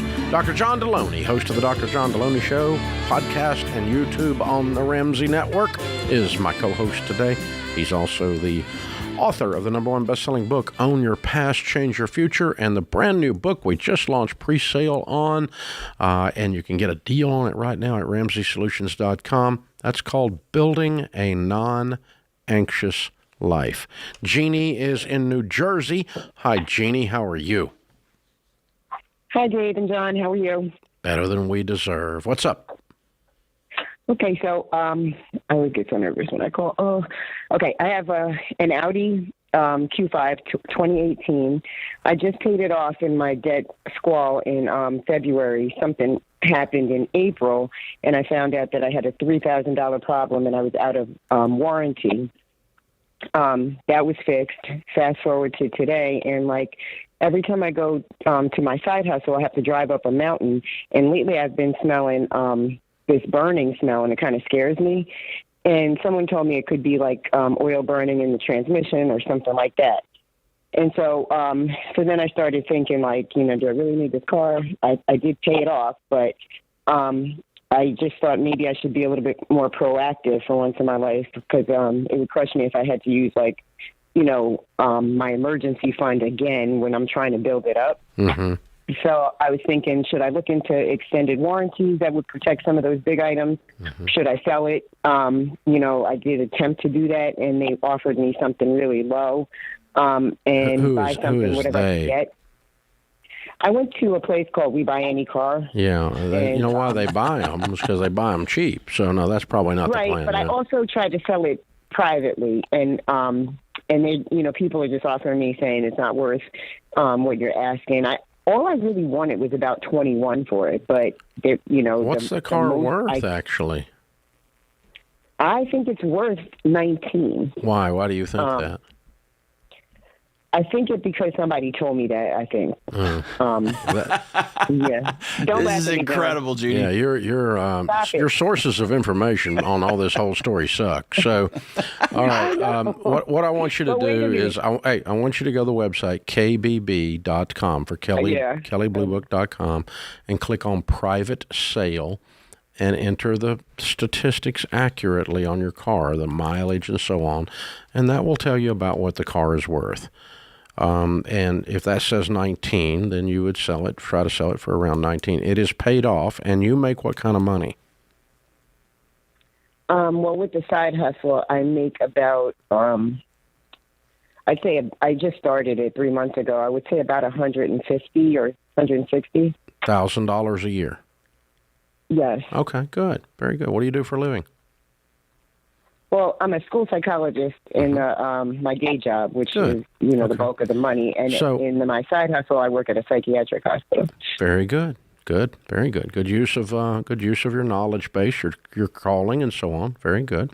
So, here's what I'm going to do if I'm in your shoes. All right, I'm going to fix the car. Take it to a reputable mechanic, and tell him it smells when you go up a hill. And get it fixed. Because you don't dislike the car. You're just afraid something's going to happen to it. Oh, see, I heard, Jeannie, tell me if I'm wrong, because I heard that you are just looking for ways to get out of this car because you don't like it. No, I do like the car, but I just... But you don't even know if there's a problem yet. Like, you haven't... Well, there could be a dead rat under the hood. Could be the smell. Yeah, it could be something you stepped in. But I would smell it all the time. I wouldn't smell it just going up the hill. It depends on the size of the rat. Major, it still works. Yeah, I would, or it could be somebody is like cooking oil into their house on that hill. Like, who knows? Like, you're making a lot. You're doing a lot of work. Yeah, we need to find out what's really going on with the car. Okay. Yeah. And by the way, if it has a $5,000 problem, it's not worth $21,000. Yeah. Yeah, that's the other thing. Wait, what? If it has a $5,000 repair due, and Kelley Blue Book says it's worth $21, it's not worth $21. because you have a $5,000 repair due. So you need to go find out what's wrong with your car, hon. And then that'll give you peace and help you make the decision about what you want to do with the car. But we're not going to have vague smells dictate $20,000 decisions. And we're not going to not get the car checked out so we can sell it and say we didn't know anything was wrong with it. We're not going to do that either. No, let's go ahead and have some integrity and just find out what's going on with it, fix the car, and decide if you want to keep it or not. Okay, you make good money. You got a paid-for car. If you don't like the car, I'm okay with you selling it. But let's go find out what's wrong with it, because the motivation in this whole conversation is the breakdown issue. And no, you never buy an extended warranty. Let me remind folks how extended warranties work, okay? 12% is the easiest way to do it. 12% of what you pay for an extended warranty on a car or on an electronic appliance at Best Buy, which is not the Best Buy if you get an extended warranty, 12% covers the statistical probability of the cost of the breakdown. 88% is additional profit, marketing fees, and commissions. This is why car dealers sell extended warranties. They make more on the sale of the extended warranty in some cases than they do on the actual profit of the car. So extended warranties are absolutely horrible mathematics. Never buy an extended warranty. But it might break down. No, it's going to break down. But the statistical probability of the breakdown and the cost of the parts that are covered by the extended warranty represent 12% of what you paid. So if you pay $2,000 for a dadgum extended warranty on a car, which people do all the time, and finance it into the car, that tells us then that $240 is what you actually covered. You got $240 worth of actual probability, and the rest of it went in their pocket to make them smile. I didn't think about, also you pay it off over 7 years, so they're making a whole bunch more money. On top of that, you financed it so you didn't think anything about it. And got some great stories on extended warranty over the years. But number one, they half the time don't cover the stuff you thought you were getting them covered, because you half look at it when you're doing it. And so you made assumptions about it when you're buying it. Don't ever buy extended warranties, but they're almost pure profit and marketing cost. And one more important thing. When you call somebody to talk about challenges with a car, don't lead with, I got an Audi, because I thought we were talking about her belly button at first. Oh, my God. I drive an Audi. That's the way you enter into that conversation. Just saying. Oh, I can't take you anywhere. This is The Ramsey Show.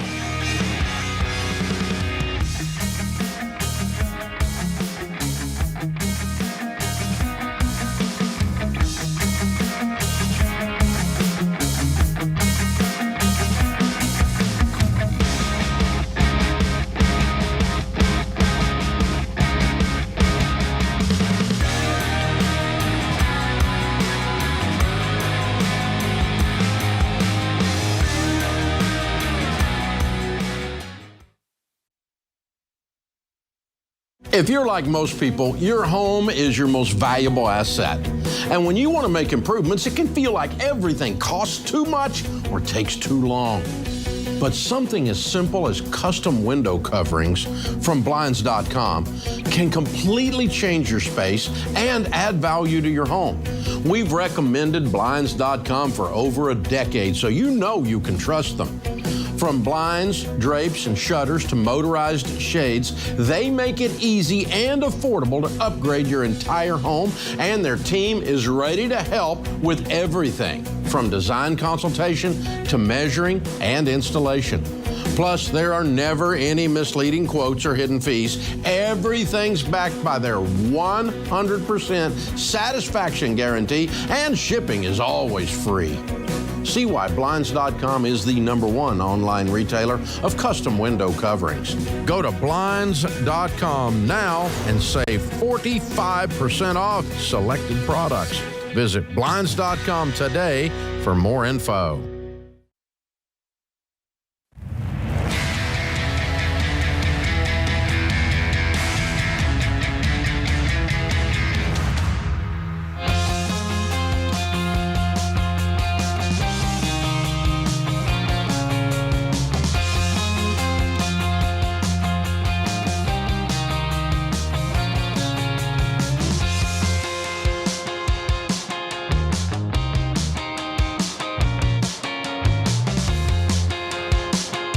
Thanks for joining us, America. We are so glad you're with us. We appreciate you. I'm Dave Ramsey, your host.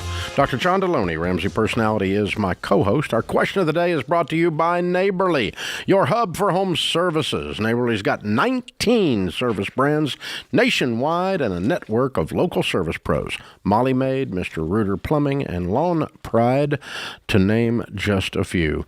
Visit neighborly.com to find available service providers near you. All right, today's question comes from Amanda in Oregon. Amanda writes, my husband and I got married last May. At the time, I did not realize he had over $25,000 in credit card debt plus a personal loan. I also didn't directly ask him if he had a bunch of credit card debt, but we did have a conversation where he made it seem that we were on the same page. I have a little debt, a $5,000 credit card and $8,000 remaining on my car, and I've been working to get this debt paid off when I found out about his. At this point, do I keep snowballing my debt or now reconfigure everything and put my money towards his debt as well? Oh, Dave, this marriage is in trouble already. In trouble already. My friend Amanda. Number one, you got to deal with the trust issue here. It sounds like y'all had a conversation and he heard what you had to say about it and he was dishonest by his silence. And second, yes, now that you know it's here, this idea that you're going to pay off your quote unquote little debt and he needs to pay off his big debt and you got to take your money and put it on his debt. Y'all are married. This is y'all's money paying off y'all's debt. This is something y'all do together. And that tells me that y'all are married and y'all are probably doing a decent job so far being roommates, but y'all are not all in together on this deal at all. Yeah, it's very, very important that you combine your incomes and combine your debts and change your pronouns. You're now French. We. Us, our, not his, mine. And that's your best route out, and that's going to involve a commitment from him to extreme honesty from this point forward, and by you to clearly ask questions. And the two of you need to be on a written, detailed budget together where every dollar of your household income, the whole income coming into the house, is going to be spent on the Every Dollar app. And both of you see where every dollar is going before the month begins, and both of you are in agreement, and both of you stick to that. No secrets, no side jobs, no side issues. If there's side jobs, the money goes right in the top of the budget, just like everything else. But there's no little deal where you've got this secret target fund or he has a secret gun fund or whatever it is, right? I might have had a secret gun fund one time, but I don't. They couldn't have that in Oregon. They'd have to have a high five fund. It. Yeah, there's that. Okay. But so here's the thing. We're going to be doing the marriage or the money and marriage getaway event for them, here in Nashville. Yeah. It's October 19th and 21st. And guys, if you guys want to come to that, there's a few tickets left. Rachel and John are going to be doing a 3-day-long event with some other outside speakers coming in. Very interesting lineup and a lot of stuff covered on the money issue and on the marriage issues. And it's a whole Nashville weekend. It's going to be a blast. Yeah, it's going to be everything from lessons on money and how to deal with conflict and sex and intimacy, the whole thing. We're not leaving any stone unturned. And we've done some preliminary calls with folks who've already bought their tickets and were part of the Platinum purchase, and that's sold out. But people aren't interested in having as much of a kumbaya experience as they want to get in and do some hard work. And we also have a lot of cool, fun Nashville things planned for the weekend, so it's going to be a blast. Yeah, there's some good Nashville participation. It's going to be a blast. RamseySolutions.com/event for the money and marriage event. And in your case, Amanda, you guys are going to have to work really hard to get on the same page. And that's trust. And that trust is built by cooperation and spending together and lots of clear, no deception communication, and no deceiving by silence either. I think that's the worst kind. So, I mean, I almost rather you just lie to my face with your mouth than just sneak around. Let me feel like in my heart we're on the same page. Yeah, then just sneaky. Like, passive aggressive. So in this kind of situation, I think the smartest thing to do would be both of y'all go pull your credit report and let's put them on the table and let's go top to bottom. And I think make Amanda feel better about what's actually out there because now she's got that little bit of doubt. That would make him, if he's just kind of a clueless, I don't know, then everybody can be on the same page. Yeah, and we can figure this out together. You can't loaf your way through this now. You're going to have to deal with it, every dime of it. Yeah, that's the only shot you got because if you guys continue to half-butt do this relationship and half-butt do this money, neither one of them's going to work. And that's what you've been doing. All right, Elizabeth is with us in Cincinnati. Hi, Elizabeth. How are you? I'm fine. How are you guys? Better than we deserve. What's up? Well, first off, I love the book, and I loved meeting your daughter, Rachel, a couple of years ago. Well, thank you. And our oldest son is the one who introduced us to Dave Ramsey. And after we seen Rachel, we went home and we got busy. Okay. And me and my husband both will be turning 60 next month. Mm-hmm. And we have 7 children who are now all out the door. Yay! And we have really worked really hard. And we were very late in starting 401ks. Once we started doing all of our savings, we had a couple of catastrophes in our house, which we had to do complete remodels, guts, bathroom and kitchen because of black mold. So it wasn't beautification. This was health issue. So goodbye savings. And at this point, we only have a house payment, 1 car payment with $1,600 left on it. And after COVID, my husband took a 10% cut in pay, lost his bonuses. And with the remodels that we had to do, I budget everything. I use spreadsheets. We use cash allowances. But I'm to the point now, my husband has turned over the finances to me, so I don't want to disappoint him. I want to keep him on the same track. So my question is, we are late getting our 401k, but we have $100,000. We owe $73,000 on our house. Our house will not be paid for until we're 72. And we have an $8,000 credit card bill because of some medical, because our savings was gone. Do you have any savings that's not in the 401k? We have $6,000. Okay. Which book did you read?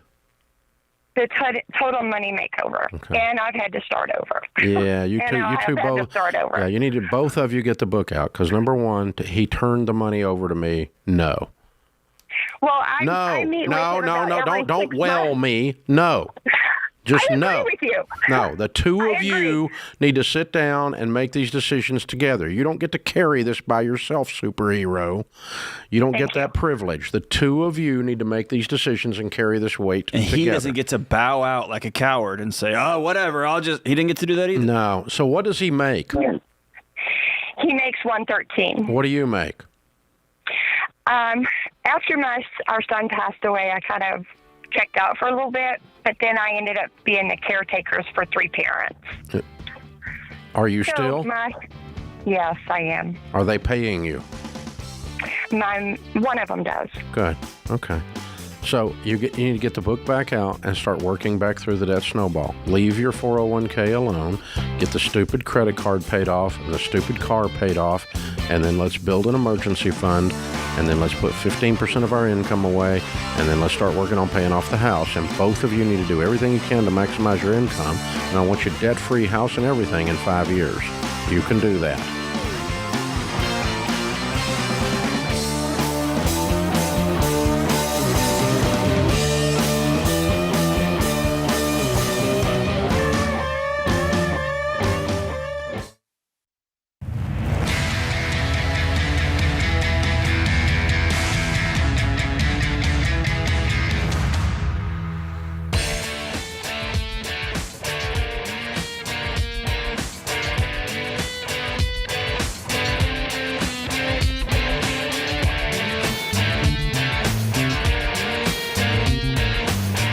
Dr. John Deloney, Ramsey Personality, is my co-host today. Thank you for joining us. All month long, we're giving away cash. You can win one of our $500 weekly prizes or the grand prize of $3,000. Enter daily at RamseySolutions.com/giveaway. While you're there, you can pre-order Dr. John Deloney's brand new book, Building a Non-Anxious Life. You'll learn the 6 daily choices to break free from a life spinning out of control. Plus, when you pre-order today for just $20, you get $75 worth of free bonus items. Helps John, helps you. Everybody gets a deal. I think everybody's winning. Building a non-anxious life. RamseySolutions.com/store. Ryan is in Birmingham. Hey, Ryan, welcome to the Ramsey Show. What's going on? Hey, what's up? Hey, man. So I just had a couple of questions for you. I recently have quit gambling, and I'm kind of in the hole right now, and I just need some advice. What kind of gambling were you doing? Specifically, double-deck blackjack and a fair amount of poker, Texas Hold'em. Online? No, sir. No, sir. How much have you lost? I'd say about a year ago, I had a 4-day stretch where I'd won and lost about 6 figures. Okay. So you recently quit gambling. Tell me about that. What's that mean? I'd say I haven't played cards in about 2 months. And my debt to income is great. I just keep putting myself in the same hole. Yeah. So you quit. You've had a gambling problem, and you just decided I quit, and that's it. That's all you've done. So what'd you backfill that hole with? Man, I am behind on rent. 3 car payments. I owe probably about $2,500 to friends of mine, and right now I'm just kind of living check to check. But you quit gambling 60 days ago. So what? 6 months ago. You 6 months ago. What have you done in the meantime that has continued to make your life problems so challenging? Well, so I took a loan from a friend for about $10,000, and then I was paying him back payments after I'd lost that large sum of money. And so I've been kind of paying him back when I can. And then my student loans just hit. I've got about $84,000 worth of student loan debt. What do you make? So that's about probably around. I'd say I'm in sales, so I'd say this year I'm on track to make about $150,000. Okay. And you're single? Yes, sir. Okay. How old are you? I'm 22. What have you? Have you been going to Gamblers Anonymous, or are you seeing a therapist or anything? I had my first meeting with a counselor, a Christian counselor, Wednesday. Good and for I have you. Another meeting next week. I'm proud of you, man. Okay, good. I appreciate it. That's And what it's I kinda was worried about. because- Okay, good. Yeah, my dad, he's a pastor, and man, he acts like he doesn't have 2 dimes to rub together. But I mean, he'll definitely retire a millionaire for sure. And it's hard to talk about my finances with him because he'd be so angry with me. You know, and so I kind of just accepted the fact that I needed help, and good. I'm upset with myself, so time to make some changes for sure. An important part of getting well is finding. This word gets thrown around culturally, so I don't mean in the never tells me the truth kind of way. It doesn't hold me accountable kind of way. But part of getting well is finding a safe person or safe people that you can actually say, "Hey, I'm not all right," and I've dug myself a mess. And sometimes our dads aren't that. Sometimes our moms aren't that. Sometimes our spouses aren't that. It doesn't relieve us of the fact that we got to go find people. And I'm proud of you for doing that, man. Yeah, that's a very important part of this conversation, Ryan. Now that you've done that, what you're trying to do is you're trying to move from chaos, which this out of control feeling that an addiction gives you, and the chaos that results in your finances, and the chaos that results in your career, and the chaos that results in your relationships. You're trying to move wisely from chaos to order. You're trying to bring order to these different areas of your life. That's at least what you should be doing, and it sounds like that's what you're asking to do, and I'm proud of you for that as well. So the thing we're going to do with your money is we're going to put you on a very strict budget where you don't get to do anything except pay off debt. And I want you to list your debts, smallest to largest, and start paying them in that order. And I don't want you going out to eat. I don't want you in a bar. And I don't want you doing anything except working and getting these debts cleaned up. Did you say you're 3 car payments behind, or you have 3 cars? Oh, no, I'm 3 car payments behind. My next check hits tomorrow. Can you bring it current with that check? So my rent, I spend about $1,500 a month in bills. And, now that I'm behind. How much are the car payments? It's $259. Okay, so you need $750. What's your check going to be? It's going to be about, after taxes, it'll be about $987. It's my draw. So I'm on a $2,000 draw, and then I get my commission at the end of the month. Okay, you have any money in your account now? $1,500. I have about $100 to my name right now. Okay. I want you to take care, and you haven't paid the rent yet? No, sir. How much is your rent? It's about $1,000. Okay, I want you to call your landlord and tell him that you're going to pay him 2 rent payments at the end of the month, that you can't pay him right now because you got to keep your car from being repoed. Okay? Yes, sir. And call him when you get off the phone and tell him that. And he's not going to do anything. He's not going to like it, but you're going to pay him 2 payments at the first of the month because you got enough coming in to do that because you're making good money. You're just not but it all comes in at the end of the month, right? Yes, sir. Okay. And you only can do 2 things right now with this check. Eat and get the car caught up because at 90 days they're going to pick the car up, man. Yep. You're at the repo point. They are not going to screw around. You're going to look up, there's not going to be no car in the driveway and a wrecker running down your street. That's right where you are. Yeah. Who do you owe this money to? Pretty rough. You talking about the gambling debt? No, the car payment. It's Keesler Federal Credit Union. Okay. So that's a local credit union in your area? Yes, sir. I think they're based out of Biloxi. Oh, call them and see if you can give them 2 payments out of this check tomorrow and give you a little bit of money to catch. Is your electric bill behind too?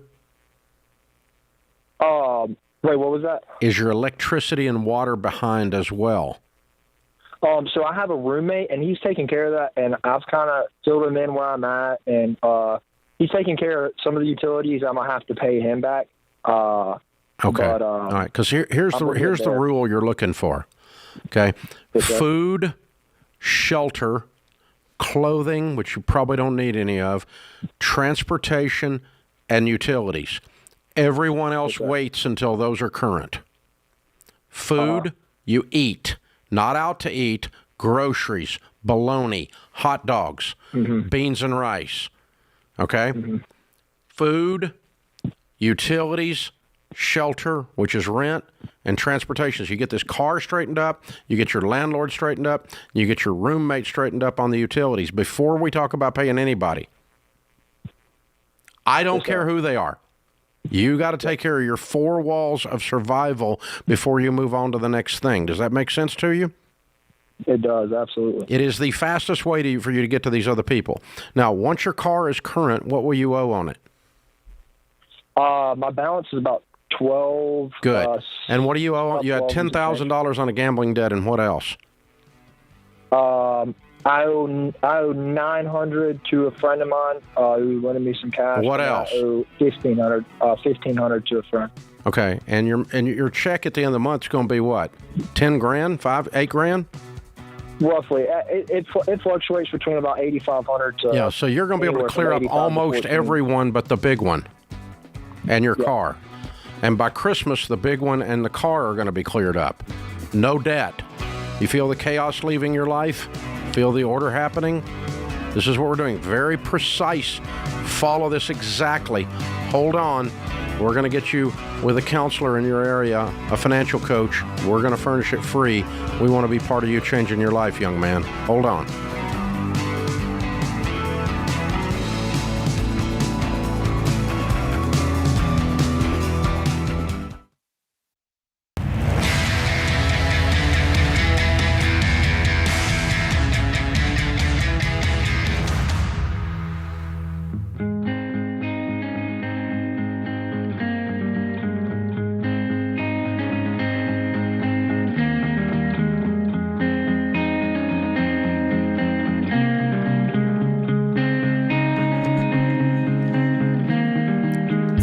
Our scripture of the day, Proverbs 12:25. Anxiety weighs down the heart, but a kind word cheers it up. Corrie ten Boom said, God takes our sins, the past, present, and future, and dumps them in the sea and puts up a sign that says, no fishing allowed. Oh, you gotta love Corey. Open phones at 888-825-5225. Elise is in Phoenix. Hi, Elise. Welcome to the Ramsey Show. Hi, gentlemen. Thank you for taking my call today. Sure. How can we help? So my husband and I are currently on baby step 2. We have roughly paid off about $40,000 since 2020, while also cash flowing a wedding, a bachelor's degree, and a high-risk pregnancy. And we have about $18,000 left. Y'all been busy. Yeah. Since having our son in November, we have had a whirlwind of a year. We lost my mother-in-law to cancer in March. We lost my grandfather in June. And we lost my husband's grandmother on Monday. Oh, my goodness. Wow. Yeah. So we've been handling my mother-in-law's estate. There was no will or trust, so we've been hunting down individual accounts with my husband and his brother listed as beneficiaries, and we're starting to receive some of that money. We've been treating our situation as a combination of storm mode along with baby step 2, because you never know as like her medical bills and things are going to come in. So we're trying to make sure that we have a stash set aside. No, you're not liable for her medical bills. Okay, good. And her estate is. Yeah. The money that's in her name has to be used for those before you get to take it as heirs. But you can't. You're not personally liable for her medical bills. No, we're just the ones that are handling that. Yeah, so you don't need a storm mode because your personal finances aren't affected by her situation. Beautiful. So that was my first question, because we received an annuity from her and currently have $31,000 in the bank, and that would take that out was a the rest benefit. of You were the beneficiary of the annuity? Yes. Okay, that's your money. That's clear of the estate. You don't have to worry about it. So we can go ahead and use that for baby step 2. And you can use that for anything you want to personally. Awesome. So we'll probably handle that today. The second step, we just transferred about $77,000 in single stocks into our names. And then we have an inherited IRA and an inherited 401k that will be split between my husband and his brother once we're ready for it. With losing everyone, we're just trying to cling to stability. And so what we were wondering is if it was a wise decision to liquidate some of those single stocks for a good down payment on a house next year. I think you're too much in the middle of the fire to worry about a house right now. Don't do anything. Okay. I think right now you just clean up and get to calm. Clean up and get to sit. And then just sit in this a little while. Probably next year, if you have extra money above your emergency fund and you're 100% debt-free, we'll talk about a house. Yeah, that's probably exactly what we'll do. But please, please, don't spend money that you don't have yet. And even these inherited whatevers, if she's got bills to pay, you're going to have to go to pay off the estate, and you're going to feel like these companies stole from you. They didn't. They just need their payment. Let me stop you a second. Yeah. Okay? There's 2 categories of money in her estate. Okay? There's stuff that named you a beneficiary. If there's life insurance and you're a beneficiary, your husband, that comes straight to you. That is not in her estate. That annuity comes straight to you as a beneficiary. It's not in her estate. Those stocks are not yours. That checking account, even if your husband's name on it, is not yours. That money has to be used to pay her medical bills. Okay. Before you clear up anything. Okay? Perfect. So unless it came to you and because it was in, or your husband because it was in a named beneficiary, it has to be used to pay the bills of the estate. Now, an inherited IRA, did it have a named beneficiary on it? Yes. Okay. Same thing then. That is outside of the estate. It is not subject to her other bills. But that stock you're talking about, those checking accounts, those are, you got to keep that separate over to the side until the bills are cleared. Okay. You see the difference? Yes. because those weren't in your name. The other stuff was named directly, not you, your husband, named directly to him. So I think it's going to be worth your all's while to spend $500 or $1,000 with a probate attorney to help you sort through this and do this properly, because you're going to have to file some of this stuff with the judge. Okay. And it shouldn't be a huge attorney's fee. I wouldn't pay much more than that, but $500 or $1,000 should get that probated and, get this stuff transferred. Was there a car as an example? Yes. Yeah. So you can't transfer that title without a court order. Okay. So, because you can't sign her name, she's dead, right? You have to sign. Right. You have to sign on behalf of her, and the court has to give you permission to do that. So, yeah, you guys need to get an attorney, and that'll help you separate the things we're talking about. But when the smoke clears on this, if the medical bills aren't too high, it sounds like you're going to be debt-free with a nice nest egg above your emergency fund. And yes, maybe this time next year, I'm going to be thinking about, or after the first of the year, I'm going to be thinking about getting a car, or getting a house, rather, and being debt-free and having the emergency fund in place before you do any of that. Good question. And God help any listener who doesn't have a will. Yes. Gosh, get a will. Get a will. Get a will. Get a will. It does not increase your probability of death. No, but it increases You're not the going to probability. make it. You're not going to make it. You're going to die. You need a will. Go to Mama Bear Legal Forms and get a will. Go to a local estate planning attorney and get a will. But somewhere, get you a will. They're not that expensive. It's not that complicated. Yes, it's weird talking about dying, but guess what? You're going to die. I'll help you with it. You're not going to make it. Get a will. Please. Save all this listen to that sweet girl. Lost 3 family members in the period of just a short few weeks. And now has to deal with this they're out like a treasure hunt looking for accounts. Yeah. When they should be sitting on the front porch hugging each other, telling stories about how much they loved you. Yeah. And instead, they're combing through your stuff. They got a metal detector in the backyard looking for the coffee can where you hid the money. Get a will. Get a will. Wow, it's bad. And right before you get a will, get a budget. That was a bad segue, but that was maybe one of the worst segues ever. Hey, we're doing a free Every Dollar Budgeting webinar with Rachel Cruz August 15th next week. If you want to watch this webinar with Rachel teaching you how to run the Every Dollar software, the Every Dollar app properly with an irregular income, working the baby steps in great detail, she's going to do that. It's completely free. Jade did one yesterday with 10,000 people in attendance. It was pretty amazing. So Rachel's is next Tuesday, I guess it is, August 15th, whatever that is. That's right, Tuesday, I think. Anyway, August 15th, next week.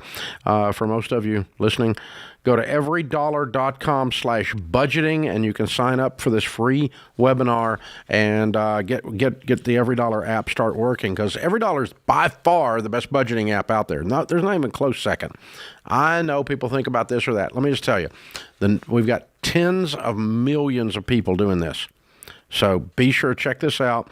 And if you need help, like I said, 10,000 were with Jade yesterday. We can handle it. August 15th, we're going to have some more scheduled over the next 60 days with George and Rachel and Jade.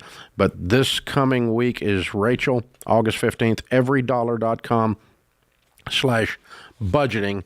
And that'll get you going for sure, without a doubt. So, Dr. John Deloney, good show today. Thank you. So I guess the key takeaways are pre-buy my book, get a will, get Every Dollar app. Just summed up the show for everybody. Oh, that was smooth. That was good. That was you know really what? good. People think John Deloney. That's the next word they think. That's what they think. Smooth. Austin, Ben, James, Zach, and Andrew in the booth. The booth dudes did a great job today. I'm Dave Ramsey, your host. We'll be back with you before you know it. In the meantime, remember, there's ultimately only one way to financial peace, and that's to walk daily with the Prince of Peace, Christ Jesus.